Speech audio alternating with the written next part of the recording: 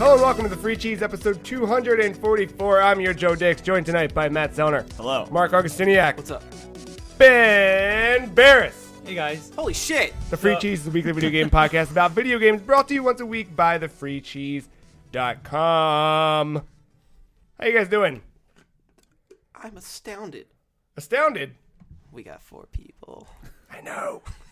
I'm happy. I'm excited. Light I as know a it's feather, stiff been as a while. board. Wait. Stop. Open the fucking Yeah, thing. I know. It's how long? Is this like legit just been sitting here? Yeah, we haven't the whole moved it. time.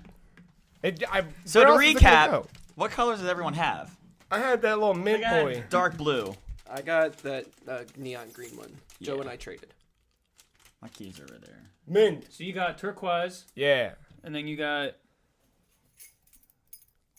green. Green. I have and a then dark blue. You have dark blue. So we have.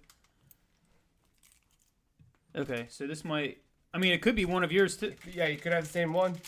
Or you could have orange, you could have pink, or you could have purple. Man, they're really child. I think Didn't if you we finger the trouble? hole, Yeah, finger we the had hole, slide it through the hole, and break that shit, and then you should be able to rip her apart, maybe? some ribbons Yeah. there. Yeah, I don't want to rip the. You're not. No. Oh, that's a. Get a little whiff. The suspense. That's good, man. That's Ooh, fresh. that That's smells fresh. like, You better ooh. whiff that quick. It's not gonna be there long, guys. Yeah, that's a. That's fresh. That's- Oh, what is that? That smells like. That smells like skateboarding behind Hollywood Video. And a slight cherry. Yeah. Yeah. It's like a slight cherry. All right. Up. I got turquoise. Twins. Got turkey. Turquoise Fucking- twins, man. Metallica. Fuck yeah, this is dope. Thanks again for this keychain. I am. Oh, gonna put it yeah. on. I'm gonna be like a fucking total neckbeard. I have the Samus one, and now I'm gonna have the squid one. Mhm. So man. yeah, My I'm the man. shit now. Thanks, man. That's awesome. You can have your jacket back, too. Oh yeah, I might just leave it here. No. Because you left that night and you're like, I'll just oh get shit, next I left week. my jacket. I'll just go next week. And then like 5 weeks 2 later. years- Oh my god. Did you have a good month? Yeah, a lot of VGs Yeah. played. Yeah, I specifically was like, I'm gonna try to play more VGs and maybe finish up some, so then I can talk to my pals about them. And then a lot of band stuff too. So I wasn't on here, but I was still, still a little busy. Well, I that's saw good. you on the stems of the world playing some stuff. Yeah. Anytime I turned to my Xbox, it told me you were playing Fallout New Vegas. Because for some reason it still synced to your gamer tag for some reason. Really? Yeah. Oh, you like my? Yeah. Oh, because Xbox, you're probably signing. yeah, On on PC. Windows 10. Yep. That's why. Because when you run New Vegas, I think it just runs the original version. Because I don't think it was originally on Steam.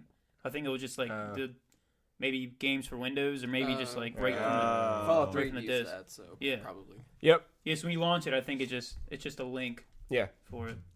Yeah, I beat Fallout New Vegas Heckin' like sick. legit 3 hours ago. Oh shit. yeah. All right. Yeah. Let's get into it. How the game wrap up? Well, I tried to do the whole get as many endings as I could Yeah. approach. I don't know, maybe spoiler territory. Fuck it. The game's 5 years, 7. Yeah. A long old. 8 years is because it came out 2010. Let's call it. We'll call it 6. Old enough. Yeah. Yeah.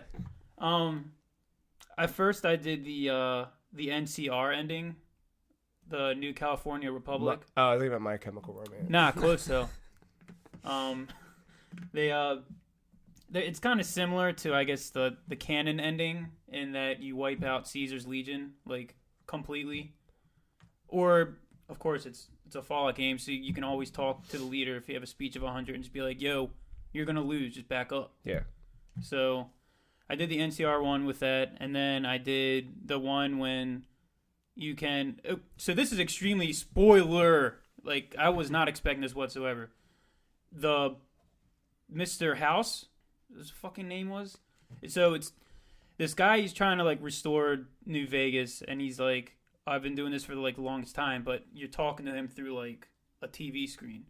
So his head is just on this like huge monitor. Oh, like Zordon. Yeah, exactly. Got it. Since it's Fallout, there's like 40 different ways you can approach this. You can either, I think the main game thing to do or main file thing to do is like help him out and then restore New Vegas. But then when you do that, it's similar to the NCR one, like you wipe out Caesar's Legion, but then you also tell the NCR dudes like, hey, you guys are basically done. You're under our command because we just spawned like all these different fucking robots out of nowhere. So, but there's also the option you can hack the computer into where his office is, but his office is in like this underground like chamber, and he's been like dead, quotes, and it's like his body's like rotted, but he's only been kept alive from like different machines that have been like plugged into him. So is he actually talking, or is he just transmitting it's pre-recorded? It's like plugged into his brain, but then when you open up his like little coffin thing, like he has like long disheveled hair. It's like his body is like purple, like sores everywhere. He kind of like talks, but it's like a whisper talk because like he's fucking dead. Holy shit. Wait, can I spoil an even older game called Fallout 3? Yeah, of course. Because I mean, for me, yeah, because I already beat it. Isn't this like very similar to the president reveal in that game? How the president was the AI. Yeah, I forgot about that. Well, it's well.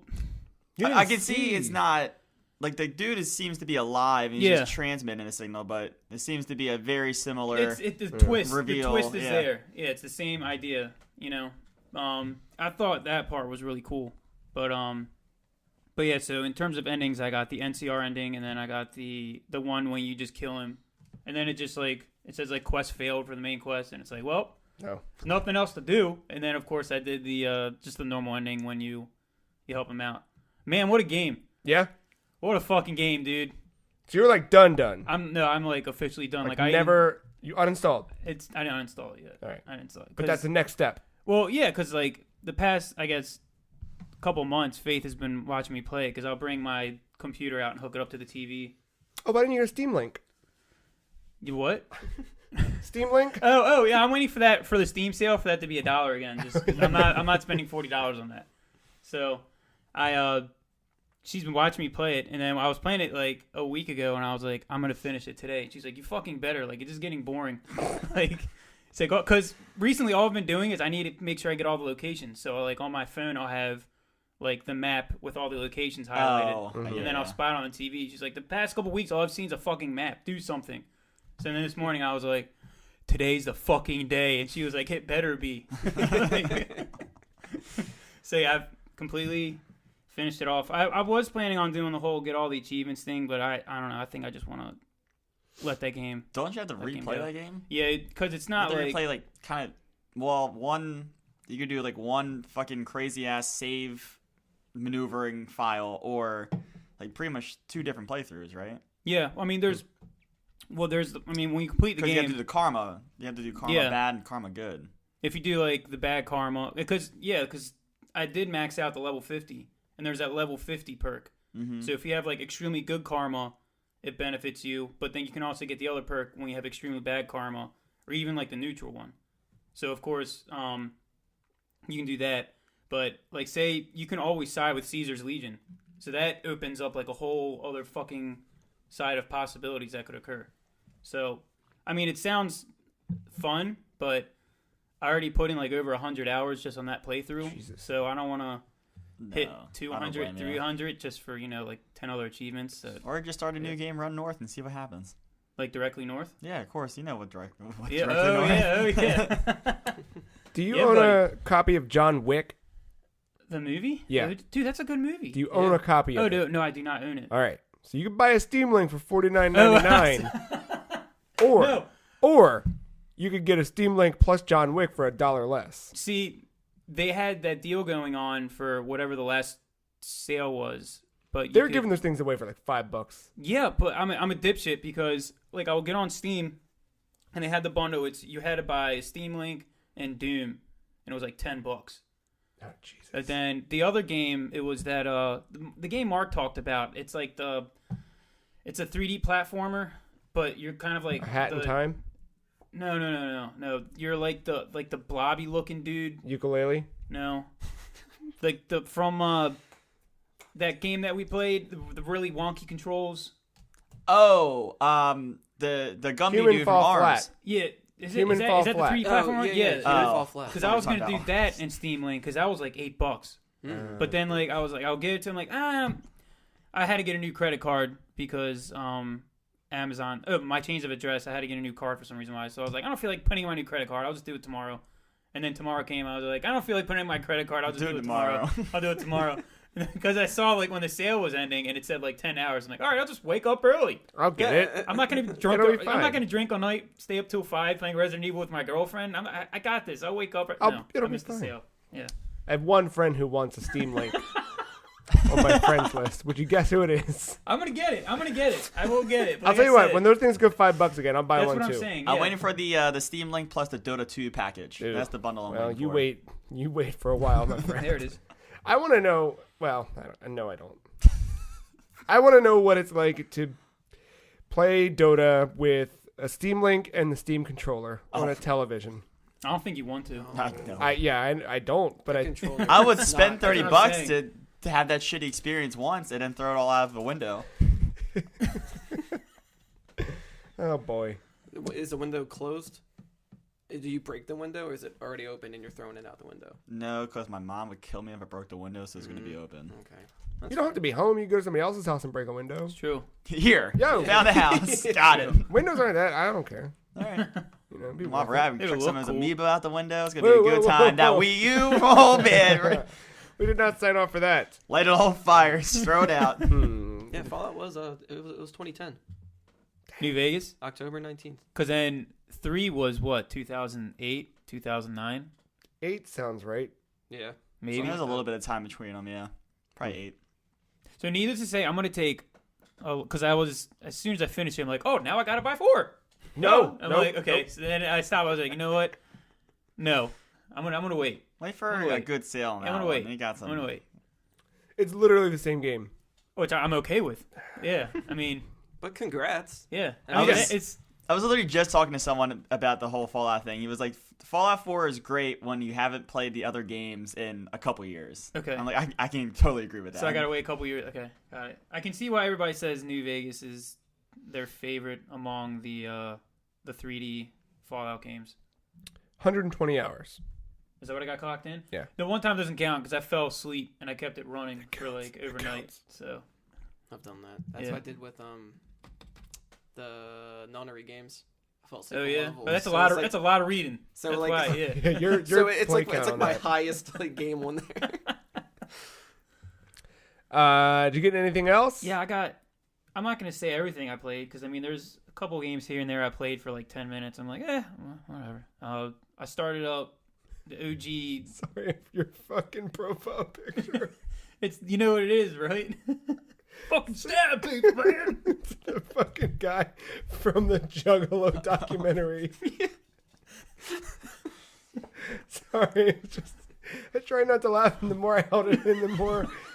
That's what it comes out for. It's good, man. If you have not seen that documentary, stop this podcast right now. Now. Go to youtube.com and type in. American Juggalo. American Juggalo. Have you Is that seen what- it? No, I haven't seen Stop it, this but podcast right Oh now. my God. I've had the picture explained to me before. Oh my god. That's a solid 10. That's a solid 10. And it's only what, like a half an hour long? It's like not 24 even minutes. Yeah. The first time I saw it, like when it was really tiny, I thought it was Full Metal Jacket. I can see that. Sorry, you were saying something about a game you played? Yeah, I started up the Resident Evil, the remake, the GameCube remake, but Yeah, like yeah, the HD version Nice. that they put out on like Steam. Re-remake. What are the remake? Yeah. Mhm. I kind of do a fun approach on it because I play it with Faith because she played it the GameCube one when it came out. So we're kind of just been playing through that, and she'll be the one to solve puzzles because I'm fucking dumb as hell. And then, but I'm like the one that just goes around, you know, just kills all the zombies, whatnot. But Teamwork. the way I played is the way I played like DayZ maybe, or maybe like other survival horror-ish games. Mm-hmm. So like I'll run around and I'll get bit by a zombie. I'm like, nope, gotta load my save. I'm Yeah, I not get that. doing this shit. You know, and she's like, Hardcore. no, it's fine. It's like no, even though it's on, you know, I'm playing as Jill on like normal setting, and we have a chest full of herbs. I was and going to say, first aid use one of the sprays. 5 goddamn herbs I'm that like, you have. no, it's not the point. like, because I'm sitting there like, front flipping over zombies, and she's like, "Why don't you just kill them?" She's like, "Then I gotta light them on fire. You gotta turn the crimson heads." Yep. You think I'm a fucking idiot? We can't do that. No. And she's like, "Just do it." I'm like, "No, man. Honestly, it's kind of boring just watching you run around." I'm like, "Yeah." Do you try to knife everything in the face? Oh, what Yeah, are you like, talking about? The because you have that Just, like holding knife and holding upward to like stab upward. No. Did you know I thought you meant like the dagger thing. Because if you have like when they attack you, if you hit like L1 or something, it does like you can like stab in the head with a dagger. I did not know that. Yeah, because they have like the. I just knew about the angles. I didn't know the angles. I didn't Yeah, even do like that. if they're down on the ground, you can aim the knife downward Really? and stab them. At least I'm pretty sure, unless I'm thinking of the newer ones. But I I'm mean, pretty that sure would be you could. awesome. I mean, I just never bothered with it, but they Yeah. have the thing when it's like you have either the taser or the daggers. So like say when they come up to you and start attacking, you can either like tase them in the head, or you can stab them. And I think Chris, you can like shove a grenade in their mouth or something. Yeah, dude. It's a fun game, man. We've got pretty far into it. I would say roughly halfway through. I mean, have we played through this game before? I never So, did, but I never physically played it, but I mean, I know. I the know stories. everything, but personally, I probably got about. When do the frog people come in? Oh, the hunters. Yeah, That's actually legit. What I just hit. That's like yeah, that's kind of I like the stopped halfway right around there point. with like the shark and Yeah. all that. Oh yeah. It's it is a little bit after that. Like when the hunters come in, that's like when it's okay. Maybe it's not just a big mansion. It's something with umbrella and that's kind of cool. thing. That's when the hunters start coming in. That first cutscene of them. Yeah, when you see him. First person view. Yeah, Oh, Sonic. No, that game. it's just like a creature's just running like really fast to the mansion. Oh, and you no. hear in the distance, you hear a door break. Yeah. Like, oh shit! Like you don't know what's coming after you, but Oh, that's something is cool. coming Yeah. after you fast. Huh. And they're fucking. I forgot how brutal they were, man. Like they'll jump in the air and everything, man. They'll go right after you. Battle to it. I bought that remake like day one of its release on PS4, and then I never. Are you doing the original controls or the newer controls? Oh, original. I've soft tank. spot for tank controls, man. Yeah. Straight up soft spot for tank controls. So wait, you guys have never played through it? I mean, I own the remake, Oh, but man. I bought 0 and 1 together, so I'm playing through 0 first, That's cool. and I just That's have, cool. I have a hiatus. It's That's been cool. a while, but Zero, that's actually one of the the Resident Evil games I didn't finish was Zero. It's I'm talking about the interesting. older Resident Evil games, not Yeah, like yeah. Revelations and whatnot. yeah, Zero and Code Veronica I never finished. Because Zero, that one's kind of hard to push through. 2, 4, and 5 and 7 now are the only ones I've like finished. I gotta, I've only ever finished 4. really? I've only ever played 4 outside of like Umbrella Chronicles or those types of shit. No man, like 0 I've and 1 never- and 2 are very I interesting. know. Do yourself a fucking solid, dude. Play through that remake, Yeah, like straight up. It just was so slow at the It's- beginning. Do it. All right. unless you want to play the original PlayStation version with enjoy the voice acting in that. Chill. It's good. Some good memes in I there. kinda. It's great stuff. Dude, it's great, man. Yeah, I know. Just do it. I'm telling you. I mean, even the remake, that first half an hour to an hour, oh, that's a total snooze fest. I'll give Silent you that Hill one. also. You know that. I only got a little bit of the way through 1. I can, yeah. Yeah. You just got to be ready to soak in that atmosphere before anything. Yeah. You got to be in the, Yeah. right setting too. Can't play in the daytime. No. Yeah, and the other game I wanted to talk about was something I also played today. I took a break from 2 games for blood pressure's sake and so Faith won't leave me sake. It's All right. Street Fighter and PUBG. Got it. There have been times, I think I talked about it before, when I would sit there and play Street Fighter and I'm just like screaming off the top of my lungs, and Faith won't even say anything. She'll just come in and close the door. I'm like, I get it. That was I get Splatoon it. for I me get for it. a while. Yeah. I'll Had to take a cool. breather from Yeah. this game. Same with PUBG. So, I didn't know PUBG today had, or I guess the past however many days has an event mode. War something or other, huh? Right? Is that on the Xbox mode? The game too? It's not, but I've heard a lot Are you about kidding it. me? The Xbox is the stepchild of these. Yeah, the That's Xbox what- still has map 1 and map 1 alone. I thought I got map 2. Next month. Oh. Yeah, blaze it. This mode. Yeah, I don't want to play the original mode anymore. because this one is the one This where is amazing. This is what I wanted. you drop in, You drop in. It's you're already equipped. yeah. You're randomly equipped each time. Yeah. and everybody drops in, and it's not like final circle, like But it's size. one of the smaller. It's one of the smaller Probably like ones. the second one, you think? Yeah, maybe yeah, but it's everybody drops in. I think you can even do solos, but I did teams. Isn't it team to 10? That's probably what it's. Maybe that's why I only. Oh, Yeah. I'm an idiot. You either do first person or third person mode. Okay. So you drop in, and it's just like that last circle moment. But then when you die, all you have to do is wait like 30 to 40 seconds, and you respawn. How do you win? Whoever has the most kills, like whatever team has okay. the most kills at the end. So it's like a team death match kind of thing. But there's no. No, it doesn't keep closing. It's just Nice. it's just that static. Okay. Whatever. I would like that as an alternative, but I do like the original kind of like. I like the original, but like. It gets stale after a while. I know. Like But you're like, not even that. It was 4 o'clock, and I was like, well, I don't want to play normal PUBG because a normal round itself can take 30 to 40 minutes. That's true. Like I played like 5 or 6 rounds of this alone. It's fucking, but it's that last circle moment, that whole like intensity, like, and it's just it stays in that gear the whole way. That's pretty cool. And it's just fucking amazing. Do you think it would still have that if you didn't know the other way around? You know what I mean? Like, do you think you're walking into this like, oh, it's the last circle moment? Or do you think if you had just walked into this and this is the only mode you'd ever know, No, you'd still have as much time or as much fun?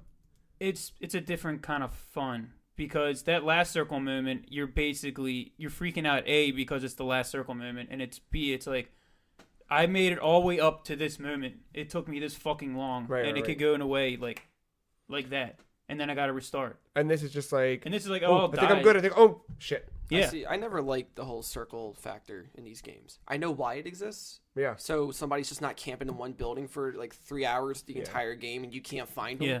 And like, I feel like that's the only reason that exists. So like, it's weird a way I see it as like a positive stress and a negative stress. The circle is a negative stress. So when it's shrinking, you have that pressure on you of like, hey, all right, it's getting smaller and smaller, whatever. And it's like, that's a negative stress to me because it's an annoyance the whole way for a way that I don't even play. So it's bullshit that I gotta comply to this. No, it is fucking annoying, especially like one of the bigger ones, and you check the map, and it's like next safe zone is across the fucking map, and it's like, well, everybody stop what you're doing, because now we got to find a fucking car. I mean, it doesn't ruin the matter game what we do or anything. Or But it's start just hauling like, ass. Yeah. Yeah, it's like, all right, everybody sprint now, because that's the only way you can make it, unless we find like a motorcycle Go, or go, something. go, go. Yeah, we're screwed. but this new mode sounds like a positive stress. It's Because it's just, you just go right, you don't have to worry about that. Now your stress is about just no murder. survival aspect, nothing, and you don't, because there's no weapon spawns or anything. Like the only way you would, I guess, loot is when you kill someone, you can loot their shit until they respawn. It's fun, did you man. try Tequila Sunrise? The new map? That was the game mode they did on like a few weeks back. No, I didn't do that I one. think it was only under test servers. Is that what it was? Yeah. What were the rules of that when you like? I don't know the rules. It was like shotguns only, second circle, go. Like it was, it's something. It like really small close quarters. And Oh wait, then, I'm sorry. Was that another event? I think it was an event. Oh, if it was an event, it was probably the main game. I'm sorry. I thought you were talking about the third map. They kind of sort of. That's what I thought. Not I thought the- the new map no, was no, called it was Tequila an Sunrise. It was an. I thought it was. sounds like a candle. Yeah, I know. No, you might be Candles right straight with up, the dude. event. I'm gonna. I just assumed you were talking about the new map that they're about to release. no, that Yeah. winter one. Yeah, I know that. No, I'm gonna bing it real quick. I'm just bummed though because like they're just events. They're temporary. So after this, right, it you did expires say in that. like See, that's how I feel about Overwatch. Like, they have some events that I actually find okay, and Yeah. then, like, they're just gone, and it's like, now I don't want to play anymore. I'm like I don't. I mean, I'm not a network developer or whatever or server engineer, but like what? Remember when like Halo, the older Halo games? Like, remember how many fucking different game modes there were? Yeah. And you can just keep them. Yeah.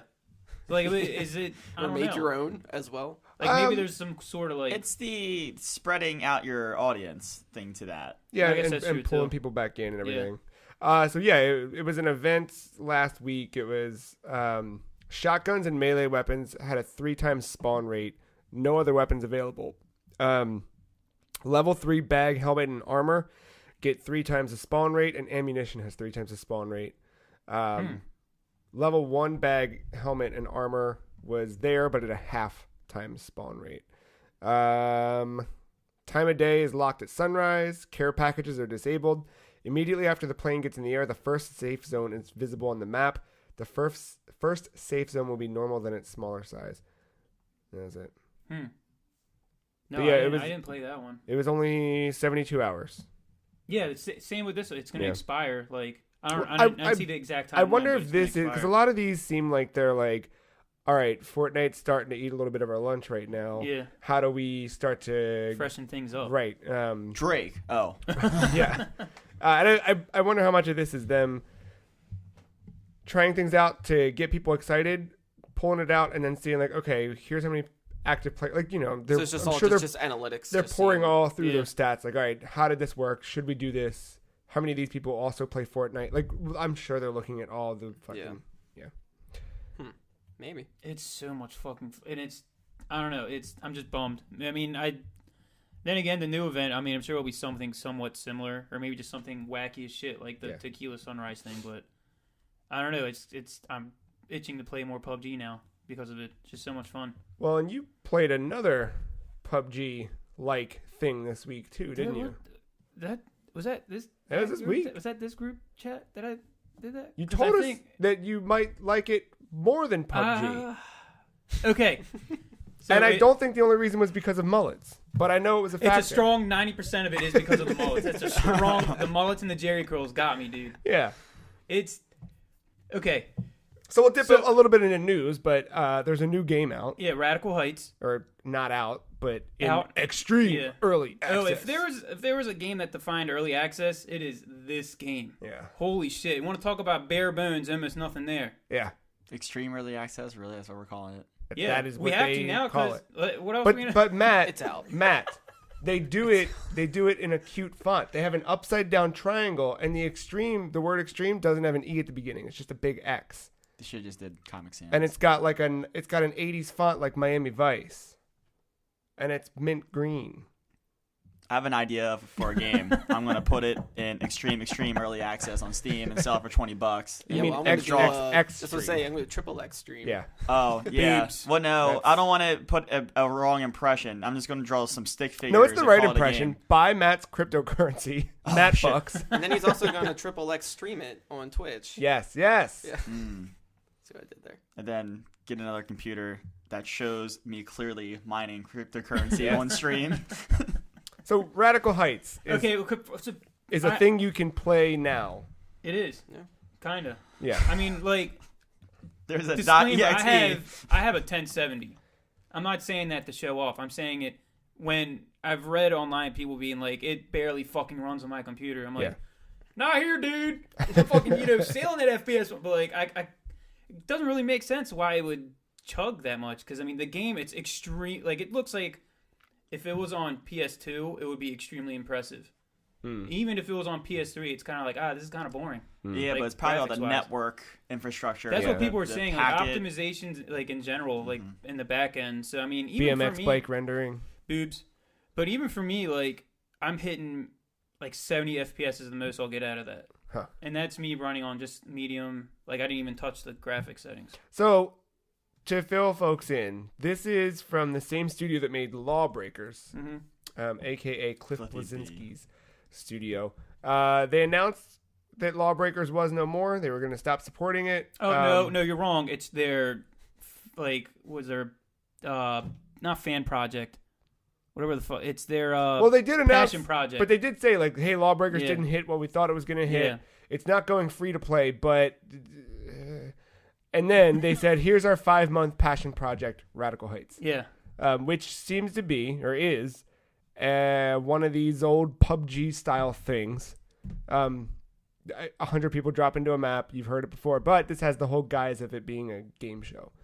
And it's Like very Smash TV. It's it very has- much Smash TV meets PUBG. yeah, like the whole Smash TV vibe. That's there. Which but is, it has a lot of potential, All right. but this just doesn't do it.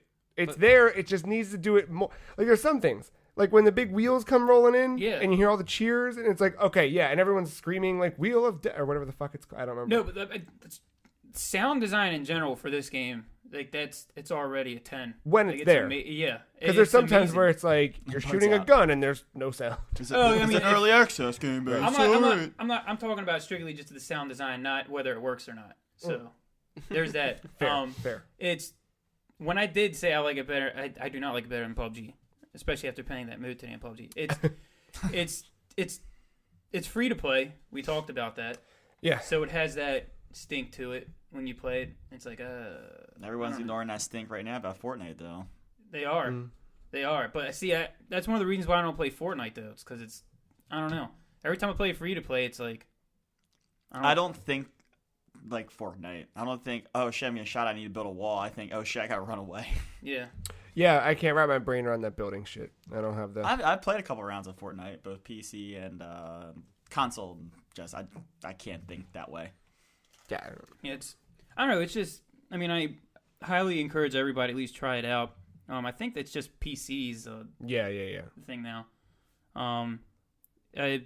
Just try it out because it's different but the same as PUBG and Fortnite. So it has its quirks big time. No, it I'm not seems talking to about be taking Fortnite's art style and presentation and combining it with PUBG's weapon play. Like they're using real ass guns in this, but you're also a dude in a neon mullet you are. riding a BMX bike into a chicken joint to punch cash registers and take money. Yeah. Does this all take place like On the set. Like you look up and you can see... So all of it's like a studio. Yeah. Like not an outdoor studio, like an indoor studio? I mean, if you didn't look up, you'd think you were outside. Okay. But you look up and you're like, that's fucking scaffolding. That's a dome. You're like in the Truman Show, but like you don't see a crowd or anything. No, you hear them. No, you hear them occasionally. Yeah. Which I hope they lean more into. Like it needs to happen more frequently to keep reminding you you're on a game show. I think this might be its most interesting feature is the world that it's building. That's the thing that could be cool, and that's the thing where like the 80s part of it is neat, but will get very tired very quickly. So I think where this game could succeed is, and here's a free idea, if you're out there listening, Cliffy B. Every map is a different era. This one's very much set in the 80s. Boom. Yeah. But start moving things around to different eras and fuck with things. That's a cool idea. Yeah, I was just maybe like outside of this place, it's actually like modern times, but in there it's just like old used 80s stuff that nobody uses anymore. Yeah, do one for the 90s, do one for the fucking 1760s. Like dress everybody up in stupid shit, throw them into a thing, and see how they survive in this 100-man battle with the world. I think that'd be really neat. Yeah. Down the line, like as they continue to build this, but I would even be curious about the contestants. Like, are they just normal people? Are they convicts that are just forced to entertain people? That's an interesting. Yeah. I think that's something that some games could look into. I think most people with a mullet and a puffy vest are probably convicts. Nowadays. I mean, it was the 80s. Or high school lacrosse players. I don't know. One way or the other. and those things are not necessarily mutually exclusive. Right. But I don't think it'll... Maybe I'm completely wrong. Especially in the PC, even Xbox One area. I don't think it's ever going to overtake Fortnite or PUBG. I said the same thing about Fortnite. I was like, that's really funny. They're trying to do the PUBG thing, but they can't touch PUBG. And then... Yeah, then Drake, Drake tweet or... Wait till E3, boys. Fortnite is... Wait until you get the AAA publishers doing this. Yeah. Oh, yeah, no, this is not going to be the last... Wait till Call of Duty throws in a mode, and wait till Battlefield throws in a mode. Yeah. And there's that rumor of the Counter-Strike one, too, still. It's just Minecraft. And the Red Dead one. Pretty much. And the Red Dead one. Yeah. That will launch 3 weeks after the game's release, though, but... Don't say that. Sorry. I'm saying. 100 cowboys dropping in on horses. A Western battle royale would be dope. Nico Bellic is a horse. What? This is a jigging. Hey, a Roman. Oh God. Cool. Did you get anything else? Get into anything else? I guess I played some stuff here and there, but nothing to really, talk about. Now is the mullet hair in this game using that Tomb Raider hair? Oh, the tress effects? Yeah, that's what it's called. Not that I could tell. Okay. But it's extreme. I didn't know access. That was why there was quality issues, because all the texture the quality was rendering, going to the mullet Now, do you hair. guys think, what was it, Boss Key?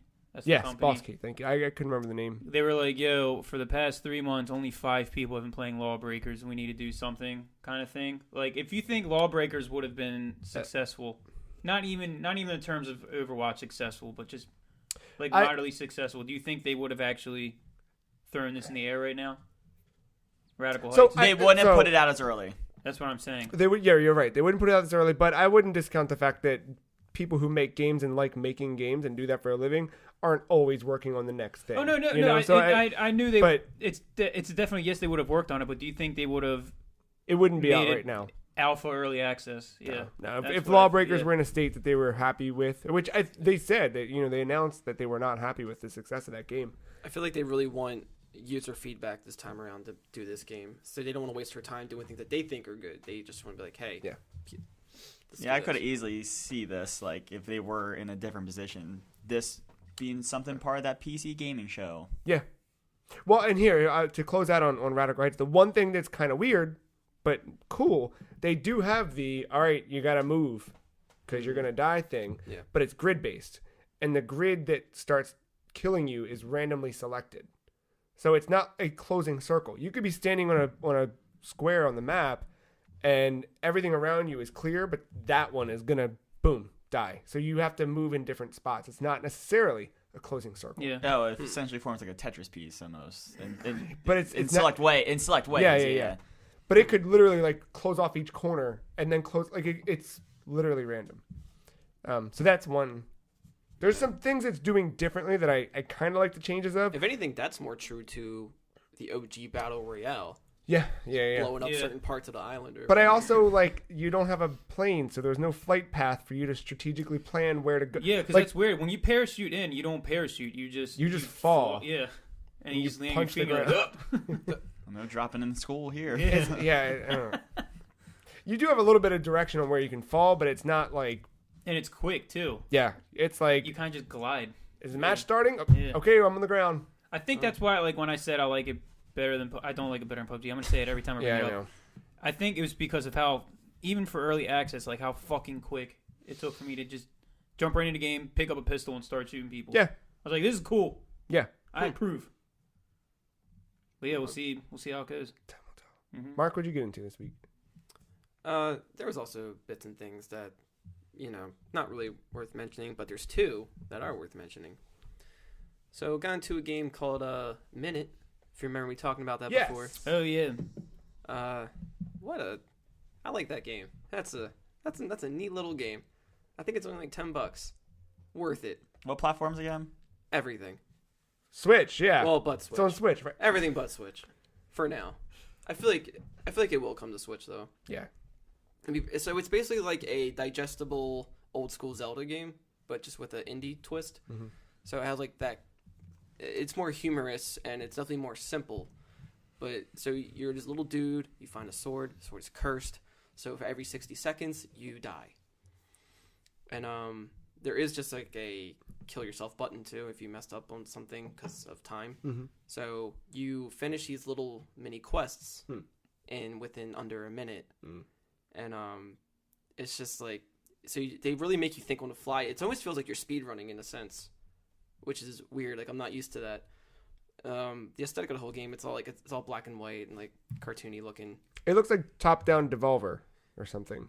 I mean, Devolver did Not publish Devolver. What the Downwell. Sorry. it. Yeah, it's definitely like among that like type of art style. Yeah. Like there is some dialogue. There's kind of a weird story. I'm not sure if it really matters though. Cursed sword, cursed boy, you must die. Yeah. Apparently, when I completed it, I only completed 66% of it when I beat the game. So I guess there were some things I was missing. But yeah, I don't know. Like that I think that took me about 2 days to complete.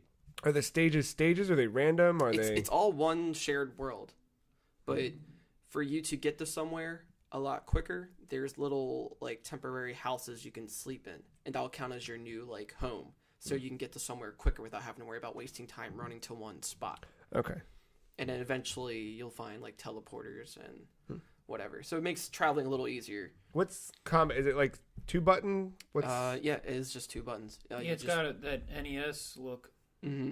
You just move around. You have X to like use your sword, and then you have a circle to kill yourself. Oh wow. Yeah. So really just one button unless you want to die. Yeah. Does that Yeah. sort of? First of all, it's spelled like Minit. Yeah. It's M-I- like mini T. MINIT. N-I-T. Does that kind of add like a roguelike feature to it? Because I mean, part of playing roguelikes is fucking dying. It's You know what not. I mean? It's not really random, but how you want to approach everything. There's sort of a freedom of choice, obviously, because I didn't 100% this game. Yeah. You know, there's a lot of things that I just did not do. Yeah. But I did. I was still able to make it to the end. So yeah, I'm not sure about that because there are like, in order to do this one thing, you do have to do this one other thing before that. So it does have like that. That's where the Zelda feel comes in, where it's like, you know, you might have one item that one item's going to work for this one thing, and then all right, you got the key, and just keep moving. Yeah, it's very fast paced. It doesn't feel. The time felt pressuring at first, but then after some like an hour probably into it, I was just like, all right, you know, it doesn't bother me anymore. Like I'm not stressed out about it. It's like if I mess up, all right, kill myself to kind of find a faster way to do it. Yeah. So it really it makes you think on the fly, and I appreciate that. I think it'd be great for mobile, actually. I think it could work. I like that because while you're talking about, I was looking up screenshots of it because I remember you were talking about it. What was the last episode? I think you guys so. talking about? But I never actually took the time to look up. If you look up a trailer, it's actually a minute long. That's wild. God I damn it. didn't. Well, That's cool. a minute and 1 second because YouTube likes to add that second. Yeah, of But- course. It looks cool as shit, Yeah, it's definitely worth it. and I like how dark it is. Like it's just legit black and white. Mm-hmm. And like they do some really neat things where they do like entice you to look a little further, kind of like Breath of the Wild, where you just want to find little secrets here and there. They do have Nice. that in there. It's Cool. not much, but it's there. Enough to push. Yeah.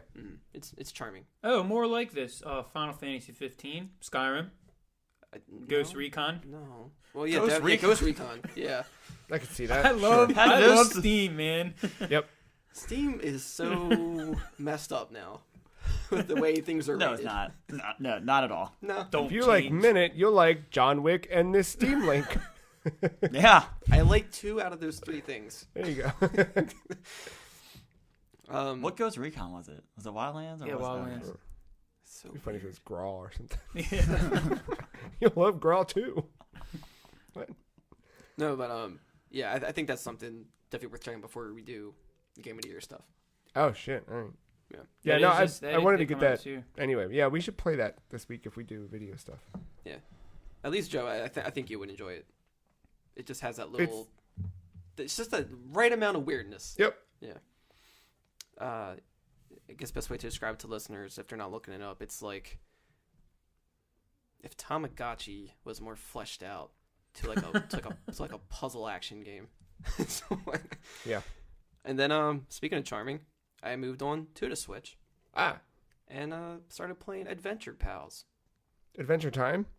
Close, very close, very reminiscent. Yeah. In terms of art style. This is published by Armor Games. Armor. Oh, that's the, right. Flash Right. guys, OG. right? Yeah. Yeah, so like, I forget the. I'm bad with. I gotta get better with these names, because I'm always bad with remembering who the developers are, and I feel so bad about that. But they actually, I know they have like a good internet Flash game background. One because Yeah. this with Armor Games, and then there's a sticker book in this game where you collect stickers for no reason, and the Newgrounds tank is one of them. That's cool. So I think they just, they're really tapped into that. But this doesn't feel like a Flash game by any means. It might look like one in the distance, but the animation's really nice. It's all 2D cartoon looking for those who might not know. You're just a boy on a quest to save his grandfather, who is by some evil dude who was the grandfather thought was his friend. Turns out not his friend. Also turns out he wants to turn all the old people into hot dogs. Oh, So you sure. have to collect rubies throughout the land to try to get them back as ransom or something like that. All right, that makes sense. That's all I know. Yeah. But it was also your birthday, so your grandfather gives you a giraffe. So she's like your companion throughout this whole thing. If you're jumping, you can glide down. She'll spin her tongue like a propeller. Eventually, you do level up, and every time you level up, you get to pick out of 3 cards what you want to perk up. So eventually, you will get them all. But you just get to choose how you want to build your character. And I have it to where after I do like a 5-hit combo, she will grab somebody, stretch her neck in the distance, grab an enemy, and zip me right to them, so I can just keep. Oh, I thought she'd Wailing thrash him with about, beat him on the ground. Not yet. I also have a friend that's just a rock, and he can fly around and hit people, whatever. Is his name Dwayne? It's just Rocky, I think. Or no, it's Mr. Rock. Mr. Rock is his name. Missed opportunity, but go ahead. Yeah. No, like it has like it kind of reminds me of Castle Crashers a little bit. Yeah, it's got that little look to it. Yeah, like the way the writing in it has that kind of humor of like Behemoth making something. The art style too. Well, Behemoth got its start from Newgrounds, right? Yeah. Yeah.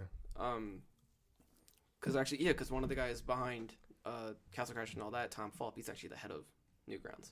So. Right. And they did Alien Hominid. Yeah, that was I remember that game. I remember that game too. That was the jam. So yeah, for like it kind of looks like a game for kids. If you just like, see screenshots or watch a honestly, video. like I almost bought it and then I was like, it's not doing justice. Whatever you're seeing. Yeah. Because like the details, they stand out to you. Yeah. And it's like you come to appreciate all the little charming details of like the little characters that they don't show off, and it's just like they don't mean anything, but it's cool that they threw it in there. So it's like there's an overworld. You travel between the little locations. Once you go into the location, it separates itself into like four or five like little platforming stages of just going through, exploring, beating up people, move on. Not really Metroidvania, but I don't know how to describe it. 2D platformer. I guess it's the best way to put it. Is it backtracking? No. 2D platformer. Okay, yeah. I mean, you can always go back if you want. Yeah, but once you go through, like, because the way you travel is through wells. It's not progression-based 2D platforming with item collection. A Metroidvania. Yeah, Metroidvania. No, not really. But there is a shop where you can buy stuff and whatever. But none of your progress is gated by obtaining any of those items from... Yeah. No. Got it. Yeah, It looks really good. Like, I'm looking at it right now. It's not a short game either. So, like, it's pretty lengthy. And from what I'm seeing, I'm still, like, in the very beginning. I probably made it to, like, maybe the second part of the game, and that's, like, 20-something% in. You and I, both independent of one another, have been watching a bunch of Adventure Time. Mm-hmm. Is that what pushed you over the edge to buy this, or were you buying it anyway? I think thinking about Adventure Pals made me want to go back and watch Adventure Time. Oh, that okay. And so then I was like, yeah, I'll buy the game and try it out. Okay. Like, what's the worst that can happen? Yeah. And then I was like, oh, okay. Like, I just wasn't expecting, from what I saw in the trailers and screenshots, I wasn't expecting the game to be more than that. It looks really simple when you're playing it. Like, And the beginning is simple, but it's not boring. All right. It's not tedious either. Like, you just, all right, yeah, I like this. Okay, cool. And it's like, it has a nice way of progressing everything. So I can see it being more difficult way later. I don't know what the level cap is or anything like that, but just the fact that there is level progression makes you feel like, yeah, like, there's going to be some stuff that's going to be really a nice, fun challenge. A positive stress, if you will. Uh-huh. But I forgot how much I paid for it. I think it's a $15 I think it's 15. Yeah, but I'm playing with just the Joy-Con. Oh, With nice. this because That's my favorite way to play anything these days. so you know? to select everything in the game, it's not the A button. Whoops. It's B. So like that's the weird thing. Oh, So would that be circle on a PS4 controller? It would be X. X. Which makes sense. Yeah. On a PS4 or maybe Xbox because that's right, A it's down the there. A, yeah. So it felt like it was built for like PC and you play with an Xbox controller or something. So I was like, all right, I'm just gonna try Joy-Con for some reason, and I have it, TV mode, and I don't have the grip on it either. For like the extra shoulder buttons, I'm just holding it like this and playing this game because it just for some reason it just felt right. And I normally don't play like that. I'm like pro controller everything, but you only need 2 buttons. Yeah. Well, no, that's not true. You do use all of them, but the majority of the game is the 2 buttons. 2 buttons. But yeah, Looks cool as shit. It's very nice. I I'm like looking it. at these screenshots. I was surprised for this game to actually like have this effect on me. Yeah. I thought it was gonna be something I'd be over with in like 5 hours or something, and no. A flash game. Like, just I cool, fun, thought neat. it was like, here's just a simple port to Switch, whatever. You just not shovelware, but like just whatever, a game. yeah, something to pass the time. Like, no, this is actually a little chunkier than I thought. Nice. So that's me. Matt? Why are you doing weird? Nothing. I'm just That's staring. what I was waiting for. No, like you're about to drop a fucking bomb. Like, no. yo, I played Bloodborne 2. Nothing. What? I don't know. You had that look like you've been hiding secrets. No, no secrets here. I played more MLB The Show this week. Ben, I don't know if you know, a baseball game came out a few weeks ago, and that's all I've been playing. I mean, I've been. You've been playing as you've been using my roster, right? No, I've moved past that What? horrific moment in my life where baseball was totally Fool. turned upside down. Fool. I know. I've been sticking a lot with Road to the Show. I really like that mode. The creative. With the yeah. Create your character, take them through the ranks. You through a season yet? Yeah, I finished my first season in the minors. I never got call up, despite me like hitting above really good stats the entire year. So I was kind of curious that I didn't even get a peek at the end because a minor league season ends in August. So you got a couple months. So there's a month where you can get called up to the majors if you're on the 40-man roster. I figured I might get bumped up to that roster at the end of the year. Never happened. So yeah, I started my second season. I'm about midway through, and today they just fucking skipped AAA. I'm on the Oakland Athletics. Oh dang! Yeah. Green and yellow. Yeah. I know colors. Yeah, no, that's something that's really cool about this game. So the past roads to the shows, you've always had to go AA, AAA, then MLB, which it's not the case in baseball. If anything, you kind of want to be a young player in AA, because AAA is like all of those fringe veteran guys that were like didn't quite make it. They could get there if something goes right, but they're not going to stick around. Like they've already had their chance. Like the guys hanging out at the bar just up the street from your high school. Yes, but a little bit better than the beer league guy. Like, dude, Wow. you're not gonna not be here, are you? You were just. I could leave. I could come back in 5 years. You're gonna be same spot, aren't you? Yep. Got it. So yeah, but so like in real baseball, typically like your younger prospects that are like are trending like towards the major leagues, like they stay in AA. Then once they're ready, like they come straight up. So it's really cool that they kind of implemented that this year. So yeah, I was happy to get the call to the show today. But then yeah, I've also finally dabbled online a little bit. It seems pretty stable. Nothing too different from last year. There's the occasional weird animation or something just doesn't line up right, but it's not impacting the actual out or the play on the field. So it works, I guess. So that's good. How's your inbox doing? Nothing yet. I've only played 4 games. All right. Now, is that the team that you wanted to join, or is that just your only option? I was drafted by that team. I don't. Can you pick? I don't remember. In past years, I think you were able to pick. I don't know if you can this year, but usually when I do it, I just do like random, and however I get drafted, I'll get to where I want to go at some point. Because eventually you get traded or and then you hit it's eventually free agency where you can actually like pick the team you want and try to negotiate money, whatever. But yeah, I've only played 4 online games. I haven't really beaten anyone yet. So we'll stay tuned on the inbox. But then I've noticed something with this game. There's some weird frame drops that I've never seen in a baseball game before in certain moments. And You told me about this, didn't you? I haven't said it on air Yeah, because you I and I thought were maybe it was like a stabilization patch, but I think there's been 6-ish, 7-ish things. Is this they've online, released. offline? Offline. Oh. This is like Road to the Show. It's happening. This is happening almost. How bad is it?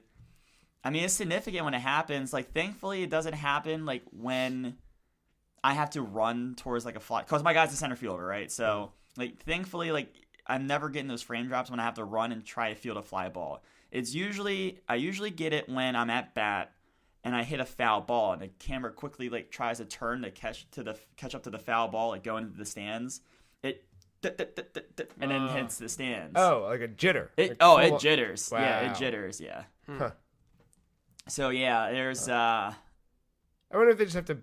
I'm hoping it just patches itself out, and thankfully, like I said, it's not really impacting the gameplay. They probably right just now. focus so heavily on like getting the camera to look really great, getting everything. They in did frame. adjust some camera stuff this year. I wonder if that's what fucked with it. Because you Probably. got to assume that's. I mean, obviously going out of frame and you have to quickly catch up to it, and their panning just probably isn't That's interesting. So yeah, I'm I hoping. want to learn how the sauce is made on that. Like, But yeah, you're right. Like they in. did change camera angles this year, so maybe like there's some textures that they didn't think that were gonna pop in that they're loading in when they're not supposed to. I don't know. But yeah, I noticed that. So that's like my little disappointment with this game so far. that can be patched though. Yeah, That's yeah. Did you submit feedback? I did not know. You should email him. You should send I'm him a not. tweet. Trust me, I'm not the only one noticing that on the MLB Reddit.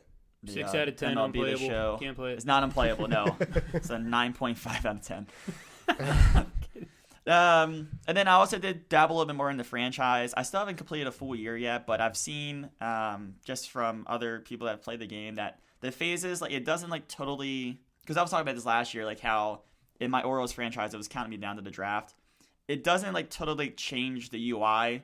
It's just you're more aware now when things happen, which in the past, if you're not a big baseball person, like you could easily miss the re-sign phase if you're not paying attention. So it's good that they have that for people that, you know, don't follow baseball like me. But then also today, I'm at the other side and pray. Hot damn. I did it. I beat it. I didn't think you were going to do it. Fucking grew a pair. Just beat Take it. down the nightmare. Did you measure your heart rate? No, I actually, so this game, my favorite part of this game was just seeing how Talos 1 turns into a shithole more and more and more to literally the last 2 hours is just fucking nuts. That's There awesome. is shit and things you don't want to ever see again, just everywhere. Monsters like Doom. What are you Monsters. There's a plot twist that leads to some other things. I don't want to get into the story too much here because I do want people. Sorry, did not think I would hit Because the I do wall. want people in this room to play this game. So Right. yeah, that's the other thing. I wish I given it more attention last year. Dang. I don't know.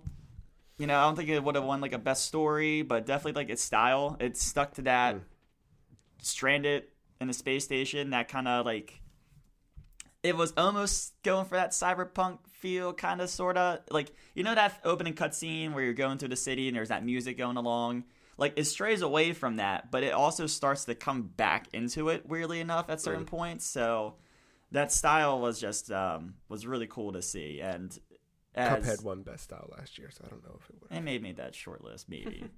Maybe. Mick Gordon did the soundtrack for Prey. No shit. Yep. Huh. I don't know who that is. Who's that? He did the Doom. soundtrack for Doom. Oh, shit. Yeah. Maybe that explains why that little jam's so cool. He basically just does like Bethesda stuff mostly. Oh, yeah, when the credits roll, there was a couple things. It did some animation work. What was the other one? Oh, Quantic Dream did some like other cutscene work. Really? Mm-hmm. That's fucking dope. Yeah, so there was another studio. See, that's the shit Quantic Dream needs to do. Just get into fucking licensing tech and doing shit like that. Stop trying to tell me robot stories with weird. Hey, I'm done. Heavy Rain was good. I yeah, liked Heavy and Rain. then what? Heavy Rain was good. Indigo Prophecy was good. Good thing there was. All right, Yeah. I was gonna say, Fair. good thing there were 22 different endings in Heavy Rain. You know, you just keep Jason. revisiting. And then if you want to go way back, there's that Omicron game. That's true. All right. It was dope. Had David Bowie on it. All right. All Had right. alien boobs. It was dope. Does Prey have David Bowie or alien boobs? No. All right. I don't want No. to talk about it So anymore. right now it sits at a 6 out of 10 for now. So I will say this. So I've come to the ending, and there's also different multiple branching paths. Some of them are quite obvious that you're making a story decision. Others are kind of like your play style. Like, just throw one out there. For instance, how many of those neuromods, those ability points, are you putting towards your alien abilities or human abilities? Or are you even using them at all? Things like that. Your play style. It carries through and it will impact your ending. The ending could definitely piss people off. Did it piss Matt off? It did not piss me off. My friend told me about that. I forgot it. Are there multiple endings? Like a good ending, bad ending, or... Yeah, so there's... there's essentially two main endings to like before the credits roll. But then after the credits, there's an epilogue no matter what. Okay. And the epilogue also has two definitive, like, different endings. However, in the epilogue is where you get some more of that, well, you kind of played the game this way, so this is going to happen. But there's, like, a key thing, no matter what you do, no matter how you end it, besides, like, not dumb, but there's this weird, like, you can just escape Talos 1 as a side mission, and that just ends the game. But as long as you don't do that one, like, you always get, like, the thing that may piss people off. There's no, like, kind of getting around that in the epilogue. You think there would be a Prey 2? I most certainly hope there's a Prey 2. Okay. All right. Okay. Okay. You've answered a lot of questions. Arcane, right? Arcane, yeah. Right. You said people at this table need to. Who specifically needs to play it? Me? I'm definitely. Mark, I mean, if did you like BioShock, or were you the one that never played it? Okay, so I played the first one, but I didn't complete it. But I know what happens. Yeah. I was told not to care about the second one. Remember? I was talking to someone else about Yeah, it. I was Never told mind. not to really play the second one, and then Someone lied. Infinite did not entice me. If you like the vibe of the first BioShock game, that's the blanket recommendation. Well, I like the setting of Prey more than BioShock already. So if you kind of like that style of game though, yeah, like you're not hard to get into steampunk.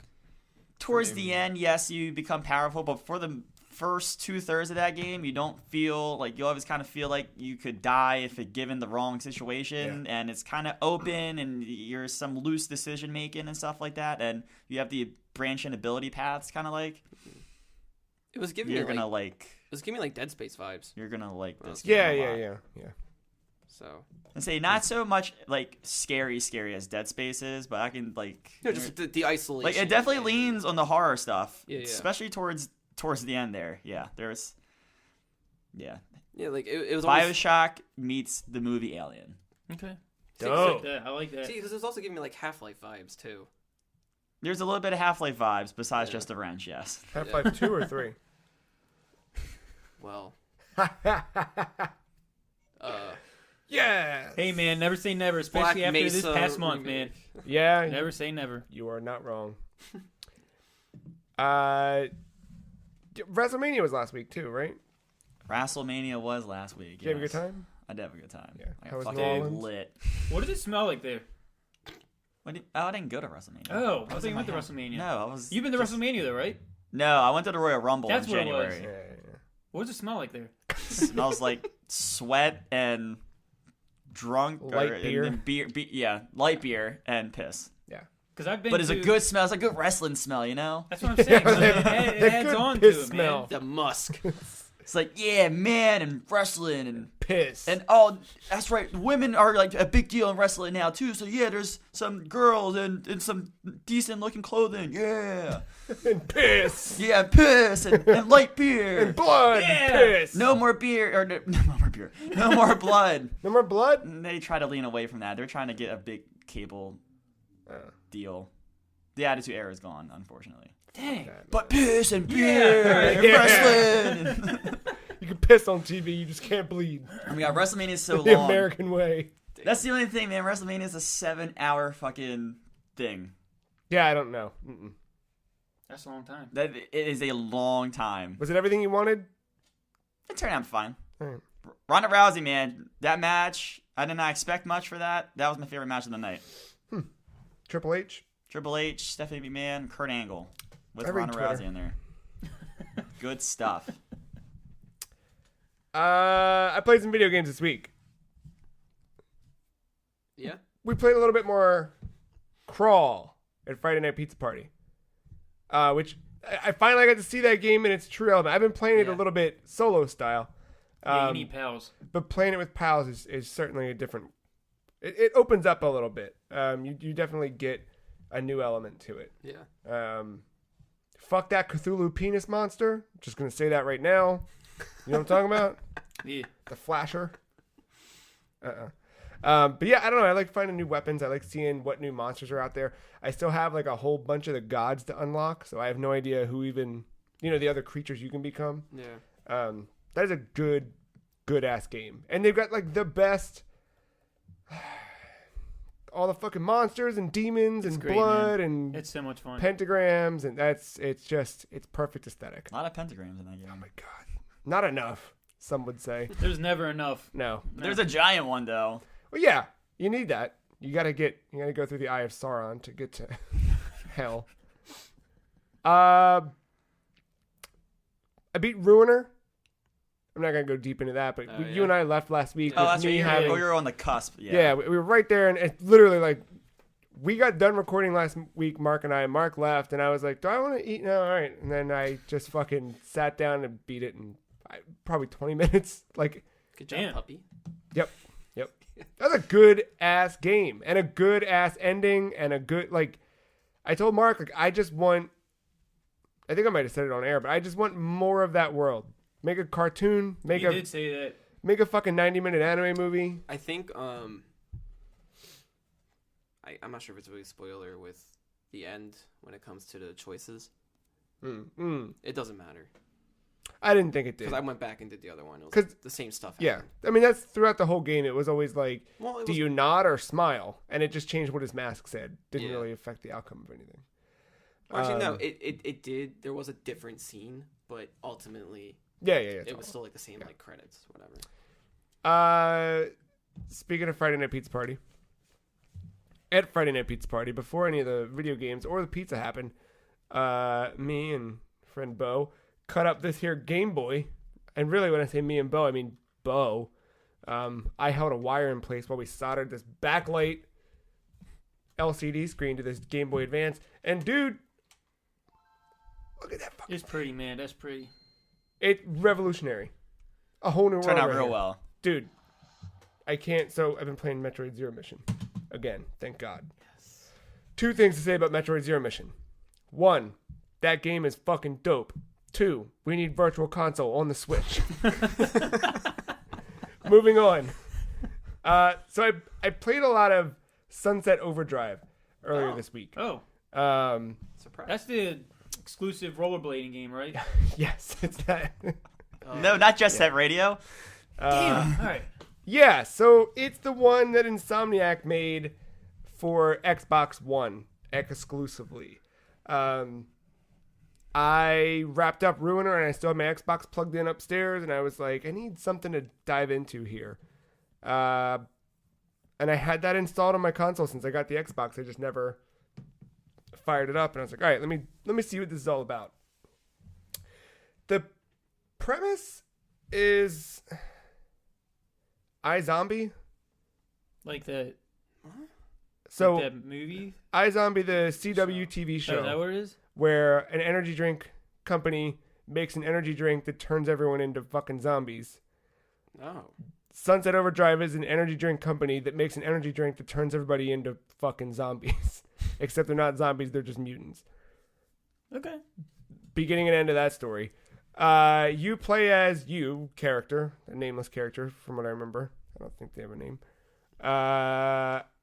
And you gotta kill a bunch of mutants and whatever. It is fetch quest. It is, hey, in order to do this, you need to do this. Oh, okay. Well, in order to do this, you need to do that.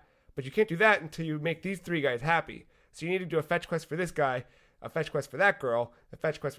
It's that. It is that game. You played plenty of these games before. But where it differs is its style and its customization. So you take the people that made Ratchet and Clank, and you get a game that feels very much like Ratchet and Clank. Would you believe it? Insomniac made a game with a weapon wheel. They made a game with some goofy ass fucking weapons. I got a crossbow looking thing that shoots electrified vinyl records at things. I have a crowbar that sets things on fire. It's a fucking Insomniac game. Okay. No doubt. But you customize your character. So you choose boy character, girl character, big or small. There's your 4 varieties. And then you change the outfits. And that's where it and the physical appearance of your face. And that's where it really opens up. Like, even from the get-go, you have a lot of different customization options. And within the first 30 minutes, you find a shop with even more. And it seems like there's going to be different dealers throughout the little world where you just, every place you go, it's like, oh, you get exclusive underwear from this person and a pair of socks from this person. And you get a cool ass jacket. And this person has a Dracula cape. And this person has a pumpkin head. So Rare should have paired up with Insomniac before releasing Sea of Thieves. Got it. All right. Yeah. Did you make Lightning? Funny you should ask. Almost. My character had black hair with pink streaks. Solid combo. Yeah. Yeah, I don't... It feels good to play. So the whole thing is in order to fight these mutants, you're just running up and shooting them or hitting them with a weapon isn't really effective. It's there, but you'll easily get overwhelmed. So you have to bounce off shit and grind on shit with your feet in order to build up your combo meter, which then doubles your damage or triples your damage or whatever. Okay. And it's fine, but it kind of gets old quick. So I'm kind of over it already.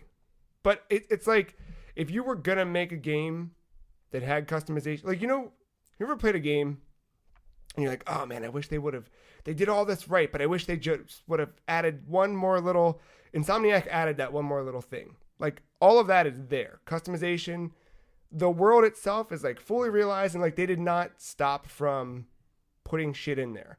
Like everything with weapon customizations, with going online and playing with friends, like all of the things you could possibly want in a game like this, they were like, yep, let's do it. And all the things that suck about those games, you're like, oh, they fixed it. Except for the actual, like, just a stagnation. A checklist of things to do until the game's over.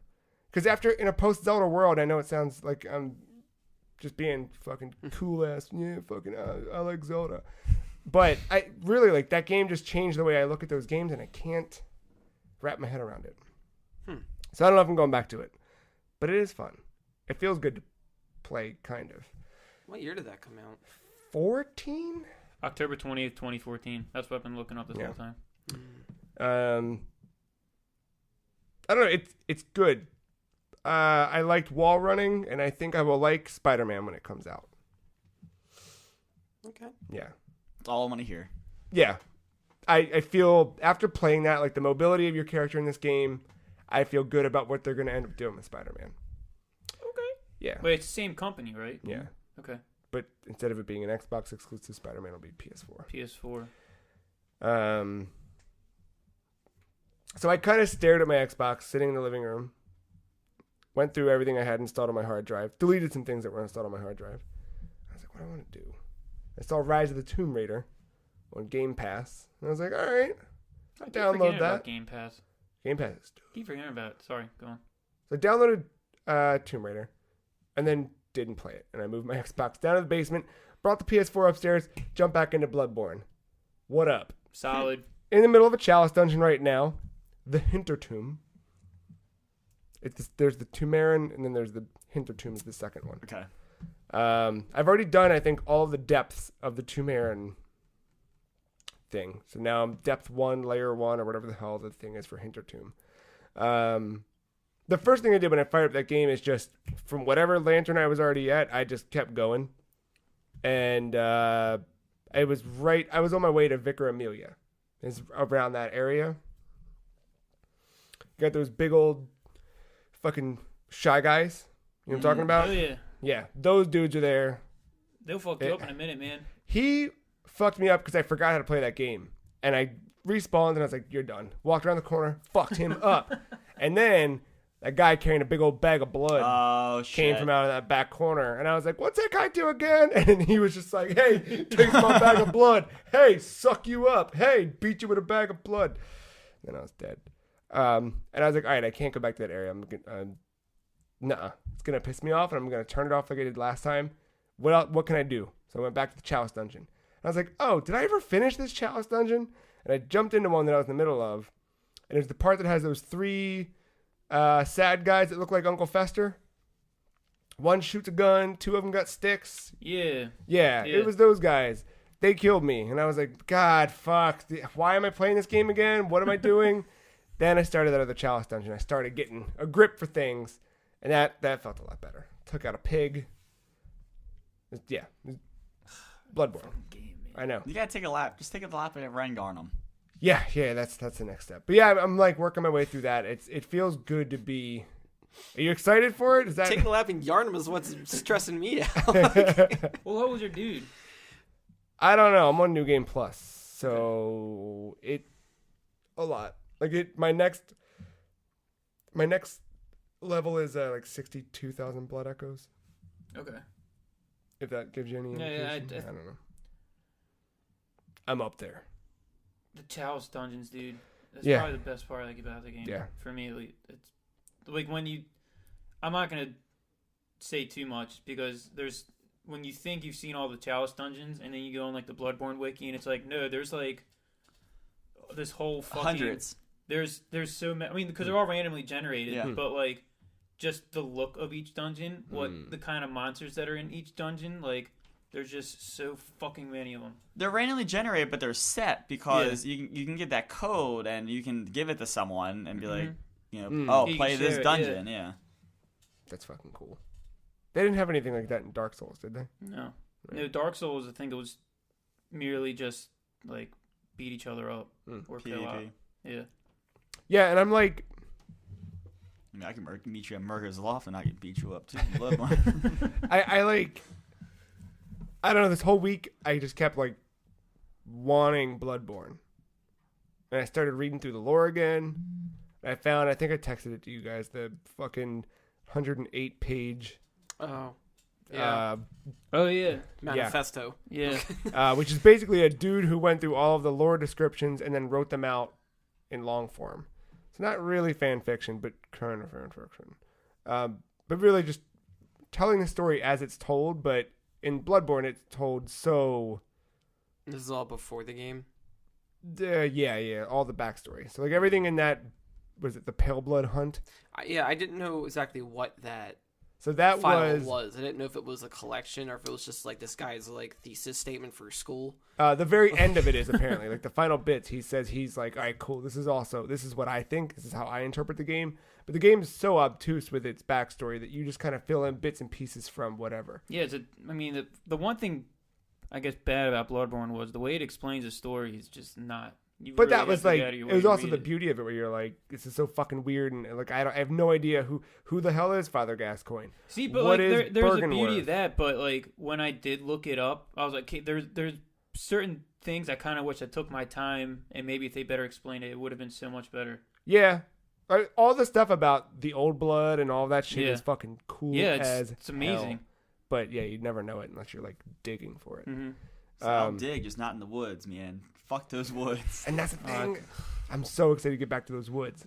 Why? I don't know There's why. nothing but like snakes. He wants to go drinking in there. Yeah, see? Yeah. Marc gets it. So I'll drink with the alien in the corner, but I'm not gonna hang out with those snakes for long. Snakes. Damn. Yeah, I'm excited to be back in that world again. I'm hoping, because I tried this once before last year and it kind of fell off. So I'm hoping I can keep pushing myself through. I got nothing else to play, so this is, But I never finished the DLC, and I never got the platinum, which Come on, dude. I know. So I'm working on I haven't finished the DLC either. I have the platinum. Really? Though. Working on the platinum. DLC is great. And DLC is a whole other fucking game. It's huge. Yeah? What I played in DLC was good. I just got to the first boss. I was like... Oh, it's not easy. Especially the last boss in the DLC. The other thing that discouraged me from it is I'm playing this on a New Game Plus, and I don't know how this fucking the boss is with me. So that's the only thing. I'm looking forward to it, guys. Yeah, I'm looking forward to that. No, it's the second to last one. One in the DLC? Yeah. I don't even remember the last boss because that last boss sucked. I'm getting that's kind of the clock tower one's the one I'm looking forward to. It's like the consensus on every part of this game. I got you. Yo, that part sucks, but it's good. Yeah. For everything. It sucks like it punches you in the face nonstop. Sucks, but it's still good. Harder. What? Yeah, and that was mostly the week. Some point this week, I'm gonna go Game Boy Advance game hunting. I gotta figure out what my next one is. I'm thinking Fire Emblem. So I tried to dive back into Fire Emblem on 3DS and just pissed me off. The correct answer is Advance Wars. Yeah, that too. I know. So we usually at this point take a break and come back and talk about news. However, we are not going to do that just yet because Ben is going to take off before we hit our news segment. But there's 2 pieces of news we need to talk about while Ben is still on microphone. I don't know what you guys talking about. Uh-oh. I'm talking about the text message I got at 1 o'clock in the morning. Fucking Friday night. Guys. In all caps. Shenmue 1 and 2 coming to PlayStation 4, Xbox One, and PC, the personal computer, in 2018. So I found out. Ben. It's funny how I found out because there was. I think I sent you guys that tweet. Maybe it was even Thursday when Sega was like, "Yo, announcement! It's pretty big." Mm. And everybody was like, "Whatever, it's a fucking Sonic mobile game, whatever." So they, like, whenever when I saw comments like that, I kind of just like forgot about it. And I played that show Friday, so when I got home, it was pretty late. And you guys have Instagram. Mm-hmm. I think I deleted you mine. deleted, but you know, sometimes when you open Instagram, like for some reason why it'll just show someone's post as it's loading. Like it's maybe it just isn't on my phone, but like if I hit the Instagram button on my phone, Mm-hmm. it'll show someone's post for some odd reason, but then you'll see like the wheel spin. Oh, for it to okay. load. You won't see the image, but you'll see the. No, you'll see the image. You'll Oh. see whatever the person posted as the image. Like you'll see Oh. like whatever. So I follow one. It's like some Sega. It's called Sega Bits. It's Yeah. like they just cover like Sega news, and it was the Shenmue 1 and 2 box art. Fuck. But I saw that and I was like, that's pretty cool, like Photoshop work, whatever. But then I was like, wait a minute, Sega announcement. And then so I searched it up again. That's when that's when I texted you guys. I'm like, oh my god. Heck yeah. Dang. So yeah, I'm excited. They're gonna modernize the controls from what I've read because from what I remember, like in order to run, for example, you just hold down right trigger and that it kind of acts like a car. Like Yeah. it has your person running and then you control it with the left stick. So they're gonna modernize the controls. The thing, like I'm way too excited for it, but that's also where it ends for people because the people who are really excited for it are the ones that played it like 15 something years ago. Right. The like I'm so fucking glad that they're doing it, but I'm really curious to see the feedback from people who weren't playing it back then because that game is hard to go back and play. It really is. Now I want the answers from somebody who has played it for what I about to ask. How did you feel about that trailer overall? Like the fact that it was like an early development thing. Like, does that worry you? Do you think they showed it off too soon? I wouldn't say it worries me because I mean technically the game's already out there. It's just them going and rehashing whatever. Like I don't know. Maybe I'm completely wrong. Maybe for some reason why they have to recode some assets. It does. I don't know. It is kind of concerning, but at the same time, it's a remake of a game that's been out there for ages. Okay. So I'm not. It doesn't really cross my mind. Is it the same group that is also working on 3? No, 3 is not even a Sega thing. 3 is Yu Suzuki and his homies with what is it, Deep Silver? Whatever Deep the fuck. Silver. Yeah. Oh, It was This THQ Nordic. This has enough like. So it's not going to slow down the process of 3. No. If anything, it looks like Sega is like, we don't have anything to do with Shenmue 3, but we're going to release this around the same time. We'll make our buck. Yeah. Yeah, because people are going to get stoked. No one's going to want to jump right into 3 because that game, you don't even want to jump right into 2. You need to start at 1 because it's the story builds. Because when you do 2, it's a direct sequel from 1. It's like it's legit like the scene after 1. So it's like now you're gonna want to play from the I beginning. don't know the story, but is it from what I gathered, isn't it just you like trying to find your dad or something? It's not a spoiler. The very first part of the first game is this guy Landy kills your father. Oh, so you're not trying to find. Like you walk in, you walk in the backyard dojo, and Could the be finding his there. body. But it kind of like it has its little twists and turns, and you find out certain things along the way. So, And now, but the overall thing, you're still trying to find this dude Landy and kill him. see, that's the You know other what I thing. Like, I don't know what kind of genre Shenmue is. Is it like a beat 'em up, or is it more like a like River City Ransom, where you're It's like just a watch looking simulator. It is a lot of time keeping. Forklift No, it's a driver. lot. It's a lot of forklift. It's a lot of that. It's more of an. I say open world really light now. I mean, consider what we have now as open world, but at the time it was considered open world. It's Just like kind of yeah. just go wherever and explore. yeah.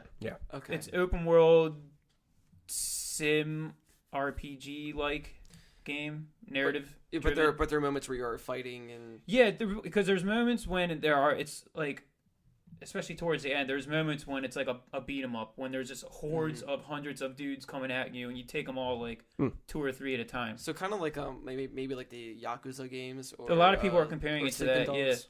From what, because I only played the first Yakuza game on PS2, and that felt very Shenmue like. It did the Okay. open world. It didn't feel as open world. Like Shenmue 1, you can like I've spent so much time just going to the arcade, playing the arcade games like Hang On and stuff, and then going to the quarter machines and getting like the little figurines from Virtual Fighter. Are the arcades, are they like real Sega games inside Yeah. the arcade? Yeah, That's how it was with Animal Crossing, the first one. You get all these classic Yeah, NES yeah. games. And I was like, yeah. it's just like that. Cool. I like that. Yeah. Should we to close that story? Should we buy it? Should we care? The three of us. I'm curious. If I know you guys, you may not necessarily like it, but you'll want to experience it just because, I mean, how many fucking times have you heard neckbeards yell Shenmue 3? Yeah, You know what I mean? Like, you want to at least, I don't want to say experience video game history because that sounds really fucking clingy. No, but that's. But Shenmue has a very, like, its own spot in video game history for both good and bad reasons. Shenmue was always a game in the background for me, especially in the G4 days, right? I always see it, and I could never find the game. I never see it anywhere. Never seen anyone talk about it, but I always see it on G4. And I'm like, what is this? And I always see like people talk about it, and even up to now, it's like it's always been there. So it's like I like scratch that itch. There might be another way to play that. So put a pin in that for a sec. But the Sega Mega Drive Mini console announced in more Ben news of the week. The Mega Drive Mini console will be released in Japan later this year at the Sega Fez event. A photo of the console being held was shown. Fez? You mean Fez? F-E-S. Oh. Yeah. Yeah, so it's a tiny little Mega Drive that's coming out in Japan. They have not talked about how many games, I don't believe. They don't think so. They did confirm that it's at Games working on it. Unfortunately. Which are the ones behind the fantastic sound emulation on those ones you can get at your local store. And the controllers were terrible too. Yeah. They'll be fine. Hopefully they're doubling down on it and they're making it they know. You know what I mean? Well, they know. Yeah. Because I wish I saved it. Someone posted about on Reddit that they took a direct quote from one of the lead people at Games, and they were like, "Look, I'm not saying this word for word, but he was basically like, yeah, we understand that our stuff in the past, and I can sit here and talk all day and say this is going to be it, but the proof it's not going to. We can't prove it until it's out. Yeah. So well, I'm telling you it's going to happen, but we understand that everybody's going to be a little disappointed about it. So that was big. That'll be out later this year in Japan, and it is at least somewhat confirmed that they will later on other territories. They didn't say when, where, what, but we can assume that they did say, it is coming. If they want to make money, put it in the U.S. So I assume we're getting a Genesis Mini. Now you may have seen this other news story out of that same event. Sega is bringing a line of retro games to the Nintendo Switch. Oh yeah. So this isn't that classics thing that... It is not that classics thing that's coming out to everything else. This is better. So in the same way that Hamster's been bringing all that Neo Geo stuff and some of the arcade archives to Switch, M2, king of emulation, is bringing the new Sega Ages lineup, which is not a collection, but rather a kind of blanket term for how they're going to be. That's what they're branding all of these as. So more than 15 titles will be released under the new Sega Ages lineup, although only 3 titles have been confirmed so far, which are Sonic the Hedgehog, Phantasy Star, and Thunder Force 4, coming to Nintendo Switch. Wait. Phantasy Star 1? Yes. Coming to Switch. Okay. You guys know Phantasy Star 1. We're not talking 2. Right. Yeah. We're talking 1. Yeah. The Master System game. Yeah. First person. So yeah, they're doing Master System and Genesis games under the Sega Ages brand. No doubt. Now, as of yesterday, when we kind of were, in our Slack chat talking about that, that was kind of the beginning and end of that story. Master System Genesis games coming to Switch. Till today, Sega at the event states, Sega Ages is not a game collection. It is a brand for enhanced games to be released on Switch. 15 is just the start in terms of number of games. There will be Saturn and Dreamcast games in the future. What? Saturn. Sega. Wow. It was a waste to end the 3D project on 3DS. So that's why we're bringing it to Switch. Phantasy Star version is from Sega Ages 2500 series, Volume 32, Phantasy Star, released on PS2, never before localized. No one else wasn't localized? We will extend this initiative to the Saturn and Dreamcast with your continued support. Apparently the place... this is recapping. So does that mean like the Saturn and the Dreamcast games are only those coming to Switch? Like at least announced for now? M2 is in charge of this initiative, and they are working on bringing over all of these games to Switch. Now, none of these are going to be straight up emulation, so they'll have new features, whatever. Which but I'm a fan of. I am too, because M2 is the closest thing we'll ever get to like the Criterion Collection, which, as you know, is exactly what I've wanted for Virtual Console since it started. And M2 has the wherewithal to make it happen. Is M2 behind the people or behind Sonic CD on Steam? No, I believe that's Christian Whitehead. So what else did M2 do? M2 did all of the Sega Ages stuff on 3DS. Oh, yeah, because they had the 3D. Okay. Remember how dope those games were? Yeah. They like really retooled them to. Yeah. Didn't they also do the Mega Man collection? That I believe was. You're talking about the Legacy collection? Yeah. No, that was. Is it Other Ocean? Oh. I think it's Other Ocean. Whoops.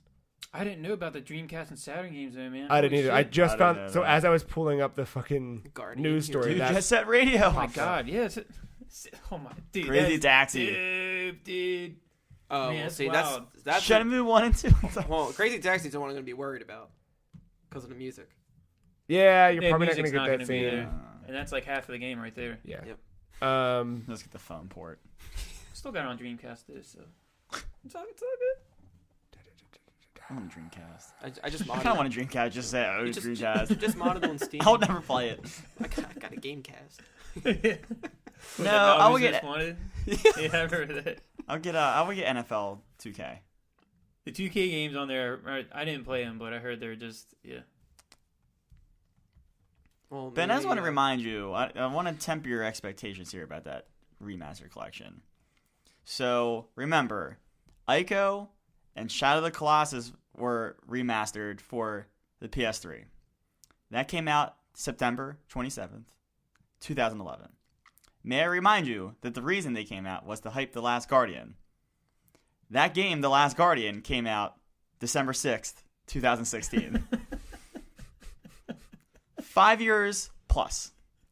Just want to lob that out to you that this might not mean that Shenmue 3 is around the corner. Oh no, what was my first Yeah, prediction? yeah. Not this What year. was the first I know. one? But is your prediction next year still going to be not this year? If it doesn't come out this year, that will be my prediction. So M2 did all of the 3D games on 3DS. Oh, shit. They did all the Toe Jam and Earl and Wonder Boy ports to PS3. A lot. They did the Castle of Illusion port or remaster. I think it was. There wasn't a remaster. Either way. They did like the completely different 3D game. Yeah. They did the Rebirth series on WiiWare, the Gradius, Contra, and Castlevania, the Adventure Rebirth. I mean, you're only saying like 2 or 3 games, but there's a legit just I'm game skipping, upon yeah, game upon game. But that everything they've done like is Yeah. so. All right, yeah, I have faith in it then. Yeah. Wait, they plan to do Dreamcast games. Yeah. Phantasy Star Online. Yeah. You Want gotta to let know? go. No. No, I gotta let let go? You have a fucking t-shirt!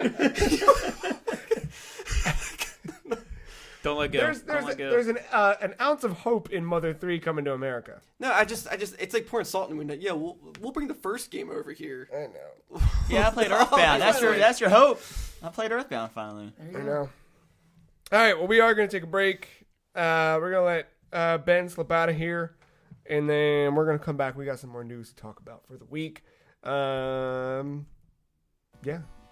Ben, it's nice to have you back. Thanks, guys. Yeah. Mint. I forgot what you looked like, honestly. I know. You guys look so much more cuter now. That's what we do. That playoff beard. Yep. Yeah. Oh boy. God. All right, we'll be right back.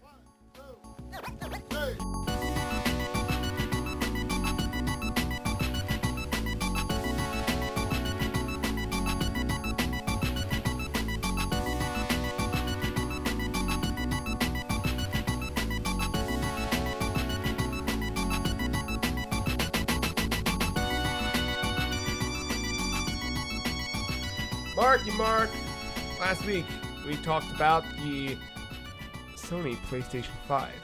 Yeah, we did. And then a day later, Lord of the Words,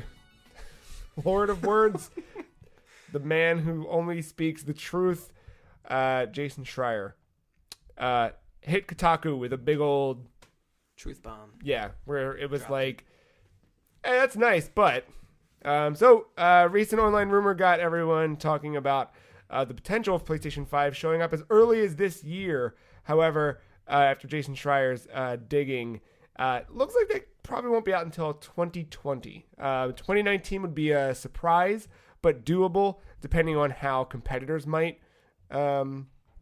respond to the market.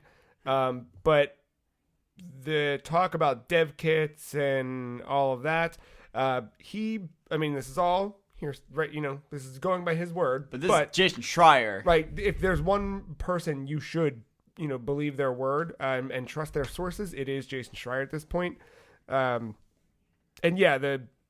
He talked to people internal at Sony first party studios who have not received PS5 dev kits, who don't know what PS5 looks like or will look like. So that's saying something. Damn, so The Last of Us Part 2 really isn't going to be a PS5 exclusive. I know. Isn't that fucked up? I was kind of hoping. But that fucking Hideo Kojima game, dude. Yeah, I don't know. I really don't know. I'm glad it's not coming out so soon. Yeah, me too. I wasn't ready to spend I'm another not. $500. Yeah. Speaking of money I don't have to spend, Destiny 2 laid out a roadmap. I only bring this up. I know we've all fallen way off this game. But I find it fascinating how this game, where it is. Because we know Destiny 1 had a, not small is not the right word. But just it wasn't, there was a very specific fan base to that game that was very vocal and very out there. And people loved that fucking game. Destiny 2, not so much. Destiny 2 had a big bump at the beginning. It pulled in new players and then fell fucking off. Also pulled back those that fell off of the first one. Right. Who did play a lot of hours in that first one. And pulled them in and then dropped them off. So, Bungie came out and talked about their roadmap, an update to the roadmap. So season 2 is out. It's been out. 1.2, version 1.2, which will be kicking off season 3 officially, coming May 8th, along with the update Warmind. That's the name of it.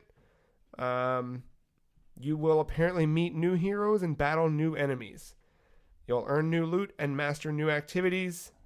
that's it. There's a reveal stream happening on April 24th. It's about a little over a week away. I'll be too busy in God of War at that point. You're jumping in there? Oh yeah, day one. Oh dang. Yeah. Because I'm all the gonna blaze reviews? it up on 420. Yeah, not of really, course. but and play God of War. Is that because of all the reviews? Because you were right? Well, I think me and Marc were kind of on the same page. Like the recent press Yeah. thing kind of got me going, and then the reviews definitely don't hurt that. And I just kind of finished Prey, so I have a You void. need something. I have a void. Yeah. So yeah, we don't know all the details yet, but we do know that changes are coming. With summer, there will be a new seasonal event and more things on the way. The only reason I included this story in the news this week is just that this got announced and who cares?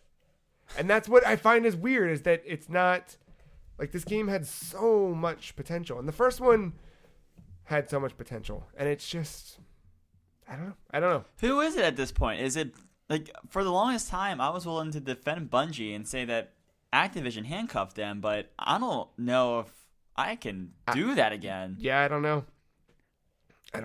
And then another news story that came out was that Vicarious Visions gave him some help with this expansion coming out. And this isn't like anything like unheard of in other games. No, but I was the one who found this, but like this is the first time it's been like reported upon, or like it's been stressed in a weird way. Yeah. Because I don't know, did you watch the?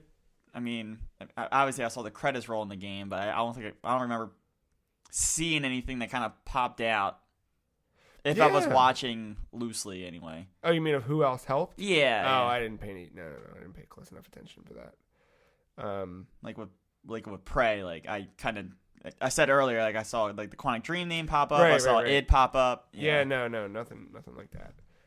But I don't know, like they're leading into season 3 and season 4 in September on the game's anniversary, which will presumably bring the next big DLC pack. And like, I don't care. I'm not. Are these like competitive seasons? I don't know if you know. I don't know. Partially, yes. Okay. Partially, there's other things that go into it. I was gonna say, or is it just a sad excuse to keep selling the season pass for a DLC?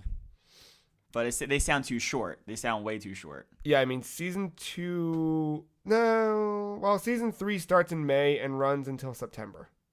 Season 2 started in the fall and is running until May. So I don't know what the fuck these are. I don't know. Yeah. Okay. It must be a competitive thing because like technically Rainbow Six kind of does a similar thing, but I just don't want people to buy a season pass for something that's 3 months long. I don't think that's the case though. I don't know, but I highly doubt that's the case. Anyway, yeah, I don't know. They're changing how they roll out Crucible content. They're changing. They're adding a new raid layer. Like, there's things that they're doing to the game. It just, I don't know. Again, I don't really know why I brought that story up. It's just, it popped up that No it was one's like, interested. that it Like, was I like, hey, don't things are coming, and it was like, oh, okay. I see Destiny and I just move along my day. Yeah. I actually have more interest in like Overwatch things that are happening than Destiny 2 at this point. Speaking of updates, Square Enix updated Chrono Trigger on PC, thank God. Now, this does not fix the UI, so you still have that fantastic UI, but you got your old sprites back and your old art. I thought it did fix it. I didn't think it did. Yes. I think it's like an option. I think now that you can switch to the old. Company announced that it's going to work on that option to toggle between optimized UI for controller, keyboard, or mouse and tablet. But right now, I think just character sprites and backgrounds have been tweaked. Oh, fonts have been revised and updated. My apologies. Text boxes have been edited, and the order of the demo video and opening sequence has been adjusted, all to mimic the original Chrono Trigger. There you go. That's good. Yeah, they Keep listened. going. Yeah, I know. I'm gonna throw out a conspiracy theory here because they had to know this was gonna blow up in their face, right? What if this was just to get the Chrono Trigger release out into the news twice? Then why wouldn't they have they should have listened to us when Final Fantasy VI and all the other ports came out. And, Yeah, those. You should fix these too while you're at it. I don't know. I just think it's funny that like Chrono Trigger's like that is like that weird. It's the one I wanted to play. You guys are talking about it. It's not on the SNES Mini, and that was kind of the one I would like. I missed not having that game. Is such a unique game that like.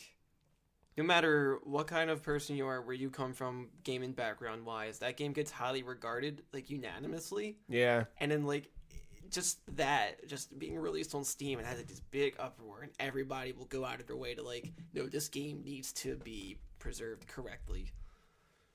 Virtual Console, baby. I don't know. Well, it's fixed, or at least it's on its way to being fully fixed. So we will see. Twin Galaxies also fixed something this week. The listing of Billy Mitchell's name next to the Donkey Kong records has been fixed. After many months of researching, Twin Galaxies administration has determined that the dispute made by Jeremy Young will be accepted, or is accepted. So all of Billy Mitchell's scores have been removed from Twin Galaxies leaderboards. I'm just going to read the official statement. Go ahead. No, I was just going to ask for people who just weren't familiar, like, where does this all stem from? But well, let's read this, and we'll see if we have other questions. Sorry, get my big boy throat on. Come back that mullet. Yeah. Based on the complete body of evidence presented in this official dispute thread, Twin Galaxies administrative staff has unanimously decided to remove all of Billy Mitchell's scores as well as ban him from participating in our competitive leaderboards. We have notified Guinness World Records of our decision. On August 8th, 2017, Twin Galaxies member Jeremy Young filed a dispute claim assertion against the validity of Billy Mitchell's historical and current original arcade Donkey Kong score performances of 1,047,200, the King of Kong tape, 1,050,200, the Mortgage Broker score, and 1,062,800, the Boomer score, on the technical basis of a demonstrated impossibility of original unmodified Donkey Kong arcade hardware to produce specific board transition images shown in the videotaped recordings of those adjudicated performances. Jeremy's assertion concluded that not only can original Donkey Kong arcade hardware not produce the board transition images shown in the recordings, but that these transitions were actually generated through the use of MAME emulation software. I'm not going to read the whole thing. But it goes into great detail about what they found and blah, blah, blah. Essentially, they have concluded that by reviewing the tapes that Billy Mitchell submitted for his scores, they've determined that it was not recorded on original hardware. So there you go. Which is a problem. Because it's not a matter of whether or not this dude is good at Donkey Kong.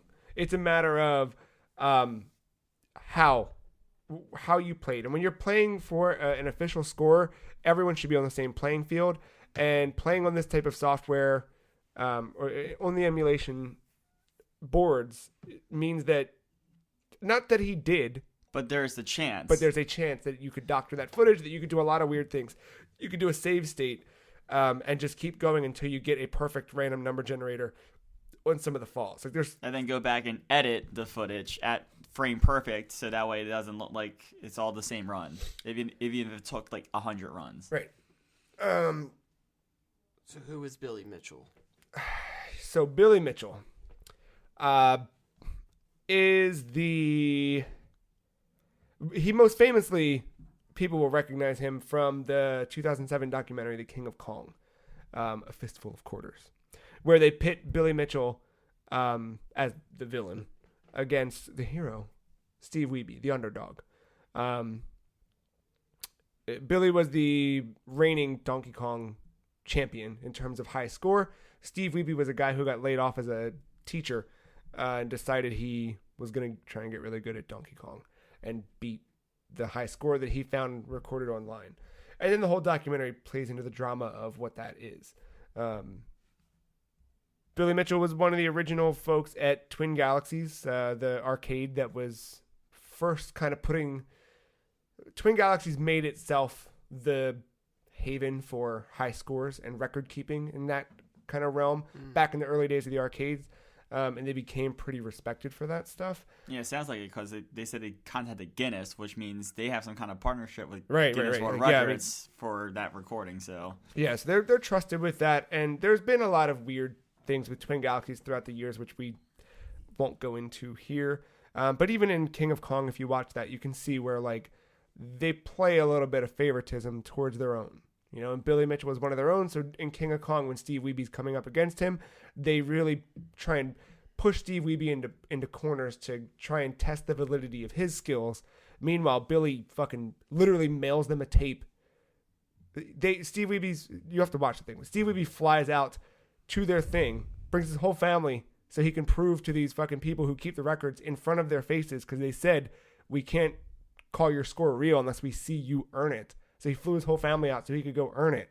The same night, they walk in literally minutes after Steve gets the score, and they go, "Oh, we have a tape that Billy sent. Billy sends over a tape," and they play back the tape, and it's a higher score than Steve just got. And That is so like. have you seen it? Yeah, I've seen it, but I just want to like re-clarify. Like, just I want to make sure that is what happened. That he just sent in a tape, and just all of a sudden he's just the winner. Yeah. Which from the beginning, that's bullshit. I mean, you should watch it be like in person. yeah. That should be like more eyes should be watching you, like the same way that. And that was the way it was. It was like, you know, Twin Galaxies like, well, we trust Billy because, you know, Billy wouldn't lie to us because he's one of our, you know, and they play a little bit of that. So I just, it's interesting that somebody still like cared about that. Like, how is this okay? How are we letting this pass? That yeah, I'm happy, you know, but yeah, I would never accept footage. But yeah, that's. I mean, good on Jeremy. yes, yeah. So what's your high score in Donkey Kong? I'm tied with Billy Mitchell. Nice.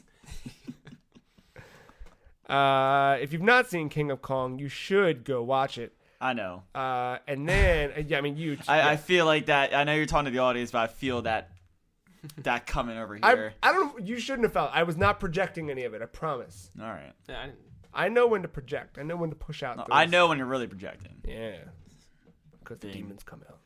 But no, you should. But listeners, if you haven't seen it, it's a really good. And then after you watch it, I don't know if I should tell you this before or after. I'll wait. Okay. It's not going to go away. Okay. Anyway.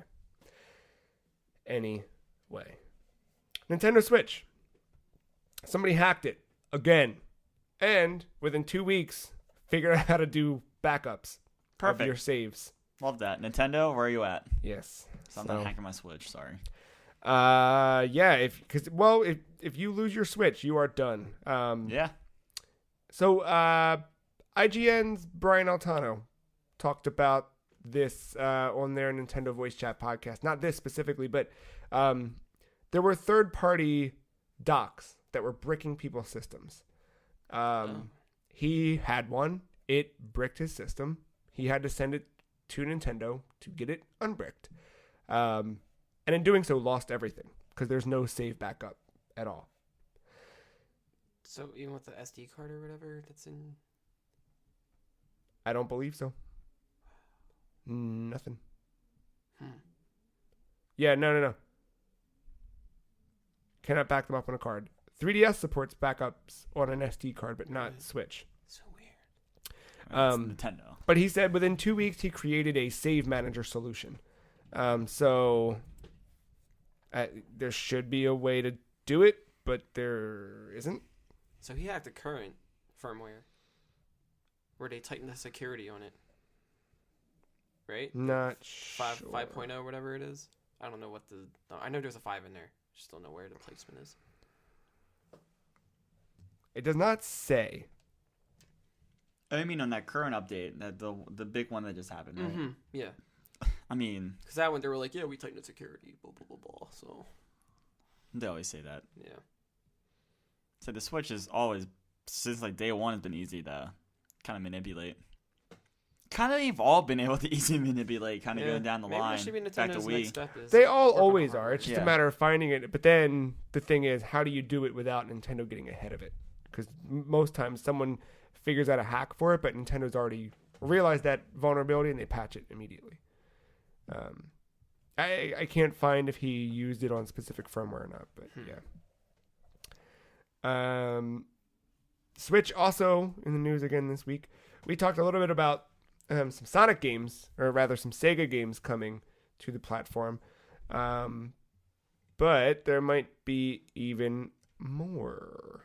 Maybe not Sega, but Treasure, fantastic developer, tweeted out that after hearing fans' requests of Ikaruga on Switch, they purchased a stand to test out vertical mode for Switch. So what's really dope about this is they're testing out vertical mode so Ikaruga can be played in Tate mode, as they call it. But in the reflections of the switches they have in this photo, and come on, if you're doing this and you don't want to give shit away, you're careful about your positioning, right? But you can see that posters of Ikaruga, Radiant, Silvergun, and Gunstar Heroes are reflected on the Switch. So maybe this is hinting that there are ports on the way, maybe not. But Ikaruga was rated for PlayStation 4 earlier this year, so potentially that game's coming to modern platforms. That'd be cool. Yeah, it would. Ikaruga was pretty fun. But they also did Guardian Heroes on Saturn. I don't never played. It's a like RPG beat 'em up. Oh, cool. It goes with the 4 players. RPG beat 'em up. Yeah. Like Scott Pilgrim? Kind of. You can hop between the back plane and the front plane, Nice. but you play as like a warrior, a mage, and all What's that that stuff. one that we started playing at that time? Dragon's Crown. That's it. God, we gotta go back to that. It's kind of similar to that, but more anime looking. And then for Game Boy Advance, they have Advanced Guardian Heroes. Okay. So that's cool. Oh, they did the Die Hard arcade game for Saturn too. Oh, nice. Did you ever play the Die Hard trilogy on PS1? I barely remember it. I rented it once, and I don't remember like what it looked like. There was a dude that my dad worked with that would give my dad random games that he didn't want anymore. And my brother and I got a PlayStation Underground demo disc that did not have the demo disc inside, but instead had a copy of Die Hard Trilogy inside. Oh, wait. I played Fifth Element. Never mind. Similar thing. Yeah. Both had Bruce Willis Yeah. when he had hair. That we should go back to the Die Hard Trilogy game. I think I still have it. Was that a rail shooter? It was 3 games in 1. Right. Depending on which Die Hard movie you played. So, Die Hard 1, you were in the Nakatomi Towers. Right. And it was a third-person shooter, cover-based shooter. You had to try and save hostages and kill terrorists. Die Hard 2 was a first-person shooter where it was Time Crisis, essentially. Okay. But not as polished. And you're on a plane just shooting terrorists. And then Die Hard 3 was Crazy Taxi. Because it was just Sam Jackson's, or someone impersonating Sam Jackson screaming while you drove a taxi from point A to point B to stop bombs before they went off. Now, these were games that weren't released separately before. They were just all released simultaneously. I believe so, but I'm not positive. Because they were arcade, right? Yeah. And it's just on PlayStation. Right? And they did a PS1 port, yeah. Huh. Capcom filed trademark application for Onimusha. That's pretty interesting. It's Yeah, been a while since there was an Onimusha game. And Neo is the closest thing you got. Sorry. in multiple regions. E3. I was say, yeah. You're getting close to that time of year where you start seeing these trademarks happen before E3. Darkstalkers, damn it. No, Onimusha's good too, though. Speaking of E3, could we be looking at a new BioShock? I don't know, but Jason Schreier hitting the news again. Another big Kotaku story about how the makers of Mafia 3 lost their way, but along the details of talking about the Mafia 3 studio, a top secret 2K studio is now working on a top secret new BioShock game that is apparently not so top secret anymore. So there. Then I hope it doesn't get revealed at E3, strangely. Why? I don't know. I kind of. I mean, if it's ready. Yeah, if it's ready, yeah. Yeah, I don't know. Just I don't like finding about the games coming out before they get revealed. Kind of kills the mood a little bit. I agree. But I mean, sometimes it's like you just forget it. You're just so hyped, and it's like, yeah, who cares? Yeah, but so maybe I mean, my mind will probably change later. But I mean, I kind of always assumed there was a BioShock game in the back pocket. I did too. I mean, when Irrational kind of dissolved after Infinite, 2K didn't lose the property. You know, they still have it. So yeah. Is Ken still at 2K? He's still at Irrational, and they are making something. Don't know what that means, but it's happening. So our last story of the week, I'm really excited about. I'd like to, before we jump in, we don't usually dedicate news stories because it's news stories, but I would like to dedicate this next news story to Jim Ryan. Microsoft held its second episode of Inside Xbox, which is now turned into a monthly. When they first talked about this, I kind of assumed it would be a Nintendo Direct style thing, but it's not that at all, really. It's the Xbox Wire team along with Major Nelson, kind of doing a Attack of the Show style live thing. It's interesting. Okay. They do interviews with people. So this episode they had Michael Ironside on. Interviewed him for a while about what it's like to be Sam Fisher, what it means to bring Sam Fisher back, the origins of Sam Fisher as a character, how they date all the way back to the 70s when Michael Ironside met some dude at a party. It was interesting. I was listening to it while I was in the shower. So yeah, episode 2 of this went into some cool shit. They did a preview of Wildlands Season 2. They talked to Brendan Green and Deadmau5 about PUBG. Announced that the new map's coming to Xbox in May. Etc., etc. They debuted Overkill's The Walking Dead, new Walking Dead game, an upcoming cooperative first-person shooter. But I didn't know they revealed that. Yeah, that was I revealed there. remember him showing that off a while back. Not much. It's like a teaser. Didn't show any gameplay. They got the I don't know. It was a brand new trailer, with a character reveal happened on this. They showed like the second character or something. Maya. Like that. Yeah. But the reason that we dedicate this news story to Jim Ryan is that 19. That's right, Matt. 19 original Xbox games, along with 6 Xbox 360 games, are now backwards compatible, or will be backwards compatible. Y'all ready for the list? So starting the other day, as of April 10th. 10th, is that right? Sure. Sonic Generations, available for the first time on the Xbox One family of devices.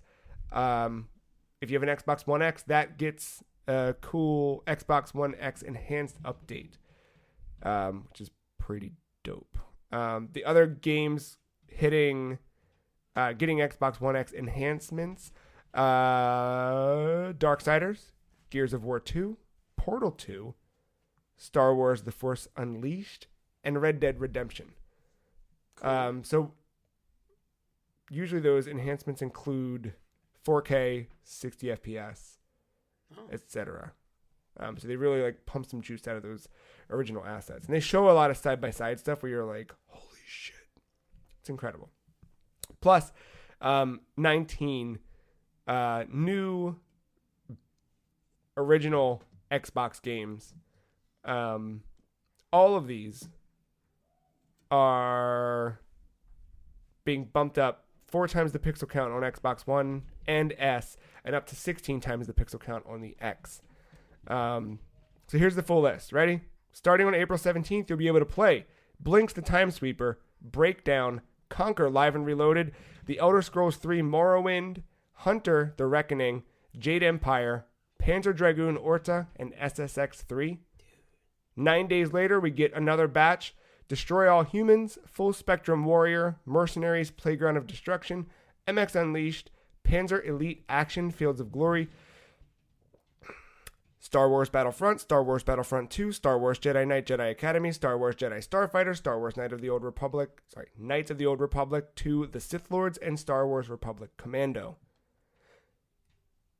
Not done yet. Just want to remind you how this works. So all of these will be available. You hop on your Xbox store, you buy the game for whatever the retail cost is that Microsoft's offering on the digital storefront. Or if you own the original discs for the original Xbox or the 360 on any of these titles, pop them in your Xbox One, and now you own the games. Done. So you can download or... If you have the disc, you pop it in. You must leave the disc in while playing, but it will give all of the new updated versions. That's so cool. Look, so especially for Panzer Dragoon Orta, yeah, that game is hard to find. Yeah, that was exclusive Xbox. Yeah, you said, but like, you try to find it on eBay, it goes like as low as like $100 to as high as like $1,000.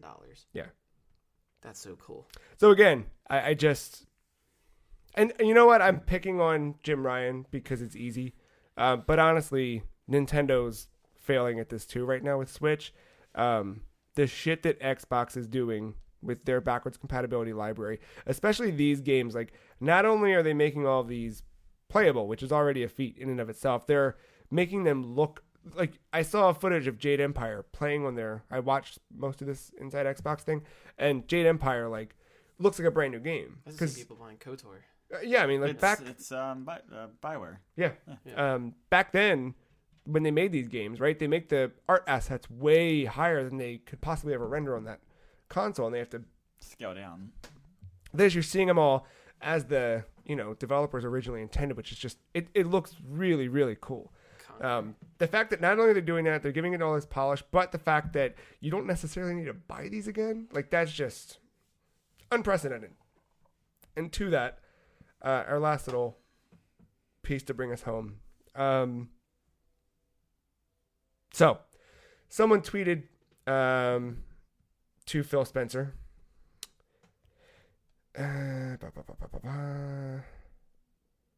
Yeah, so Phil Spencer tweeted, started on 360, still had the cloud save from 2011, completed middle section via backwards compatibility on Xbox One S over the summer, completed final story mission in 4K on Xbox One X today.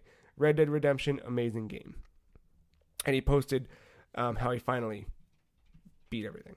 Someone responded, nice, incredible, and I know you were thinking of bringing all this to Xbox One X too as well. Amazing work by you guys.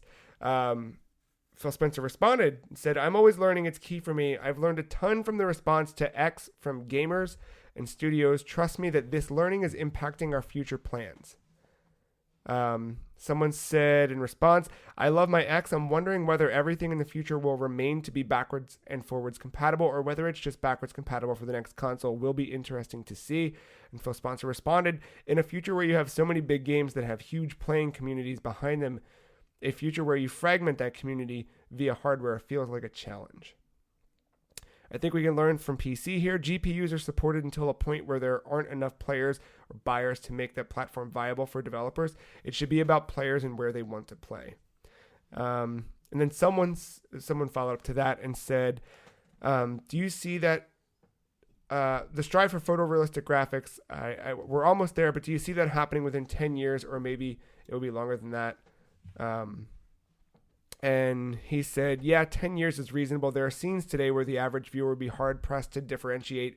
Animation and lighting are still ways off for real, blah, blah, blah, blah, whatever. That was a stupid throwaway thing. But I don't know. I like that he was talking to people, responding to things, and talking about that they're actually learning and a little transparent about what they're learning, and that,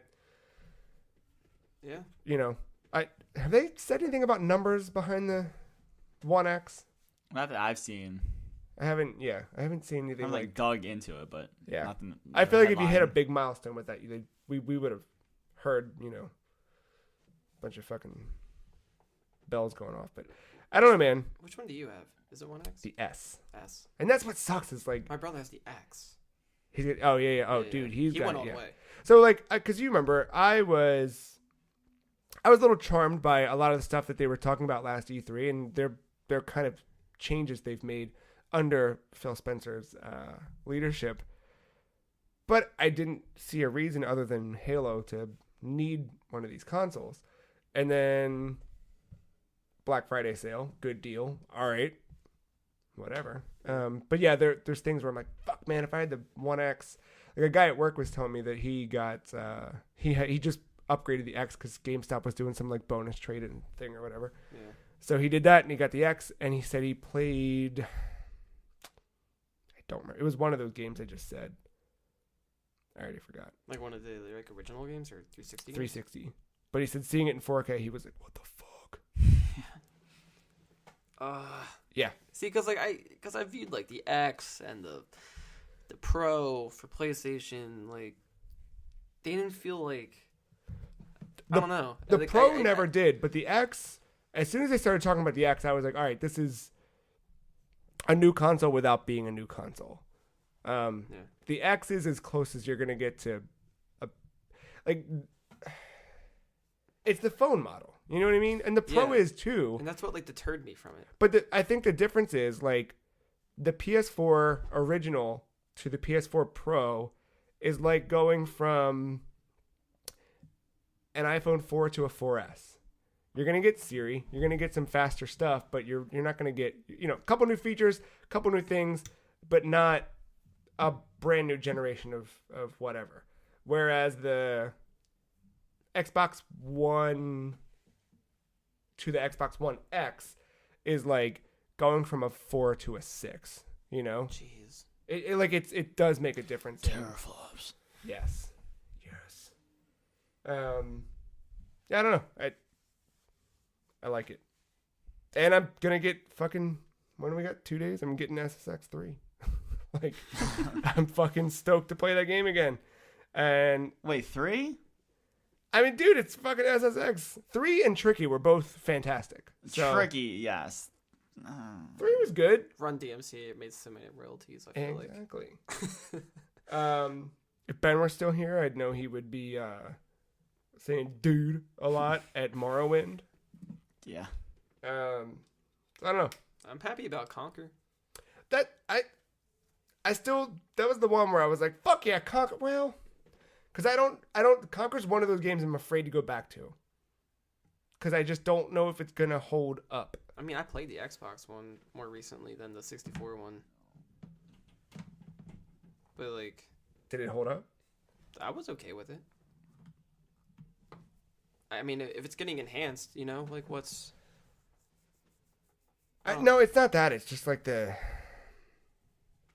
Did I like that because I was a different person? I don't know. Different question for a different time. Yeah, good list.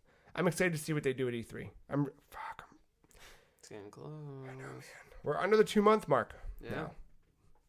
Like, yeah, less than 60 days. That's fucking weird. You guys all took off, right? Yeah. Fucking cookout time. Real grill this year. Ain't nobody getting sick. We got to figure out what the E3 t-shirt is this year. Last year was our Region Free Means Mother 3. I mean, maybe we all just have that. I don't know. I mean, I'm just throwing that out there. I don't know. You guys got anything else? No. I think I saw something about, just when you were talking about Walking Dead, it reminded me that, like, Season 3 got announced. There isn't a Season 3, right? Season 3. The Telltale games? Season 4. Is it 4? Yeah, 3's out. 3's the one that is not Clementine. Yes. Season 2 was grown-up Clementine. Season 3 is a different family. It's not grown-up Clementine. Oh, whatever. Well, this 4th one is the final one. And she is grown up. That's a grown-up Clementine. Oh. And she has a little boy. So they're kind of...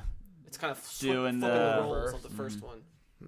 And even when he showed off the art, it's very similar to Season 1 with Lee and her. Wonder if they're trying to, I don't know, recapture an audience or something. Yeah.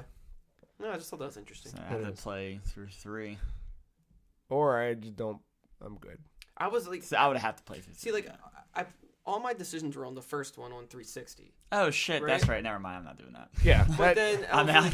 I was like, oh hey, they're on Steam. And then when I tried doing that, my computer fucking crashed. I can try and firing up my everything got messed PS3 up. and playing through 3. Is 3 even on? I guess Probably not.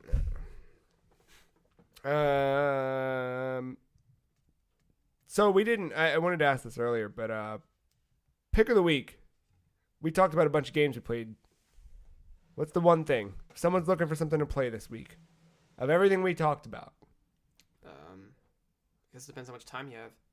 I mean, my vote was gonna go to Minit. The more you talked about Minit, the more I was like, fucking yeah. Minut's a nice little. It's a nice little break between games. Yeah. You know, it's not going to take up too much time. It's a decent price. You know, you're not, even if you didn't enjoy it, you're not, wasting that much money for it. Yeah. Or if you're with the 140-hour adventure that Ben went through, you guys fall out. I mean, yeah, you can certainly do that. What are you guys getting into this week? You said God of War, Matt? God of War comes Friday. I don't know how much I'll play it before we record, but I hope I get into it a little bit. Labo. Oh, fuck you. Are you really? Mm-hmm. Oh my god. I want the piano. What are you doing Friday night? Do a little Friday night Labo party? You want to construct some things? I could maybe get down with that.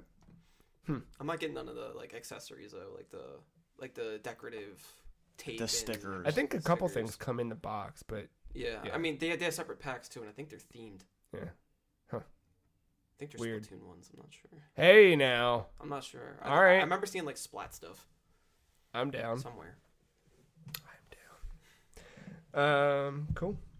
Well, that's gonna do it for episode 244. We're almost 250 will be right around E3, won't it?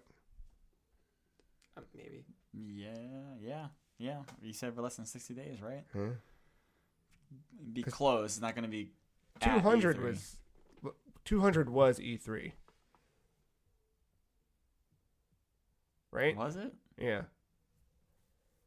It was like the week, I don't know, something like that. But hey, if you like this episode, you can find the rest of them on thefreecheese.com, on your local podcast service, and on the internet in other places. If you want to follow us on the internet, not in real life, Twitter's probably the easiest way to do that. At Some Free Cheese is The Free Cheese. Marc is at Aug_mental. Matt is at MattyIce131. Ben is at Sev Benz. I am at The Free Cheese. That's it, yeah? Yeah. Do it. This is an outro. Goodbye. So long. Bye. Farewell.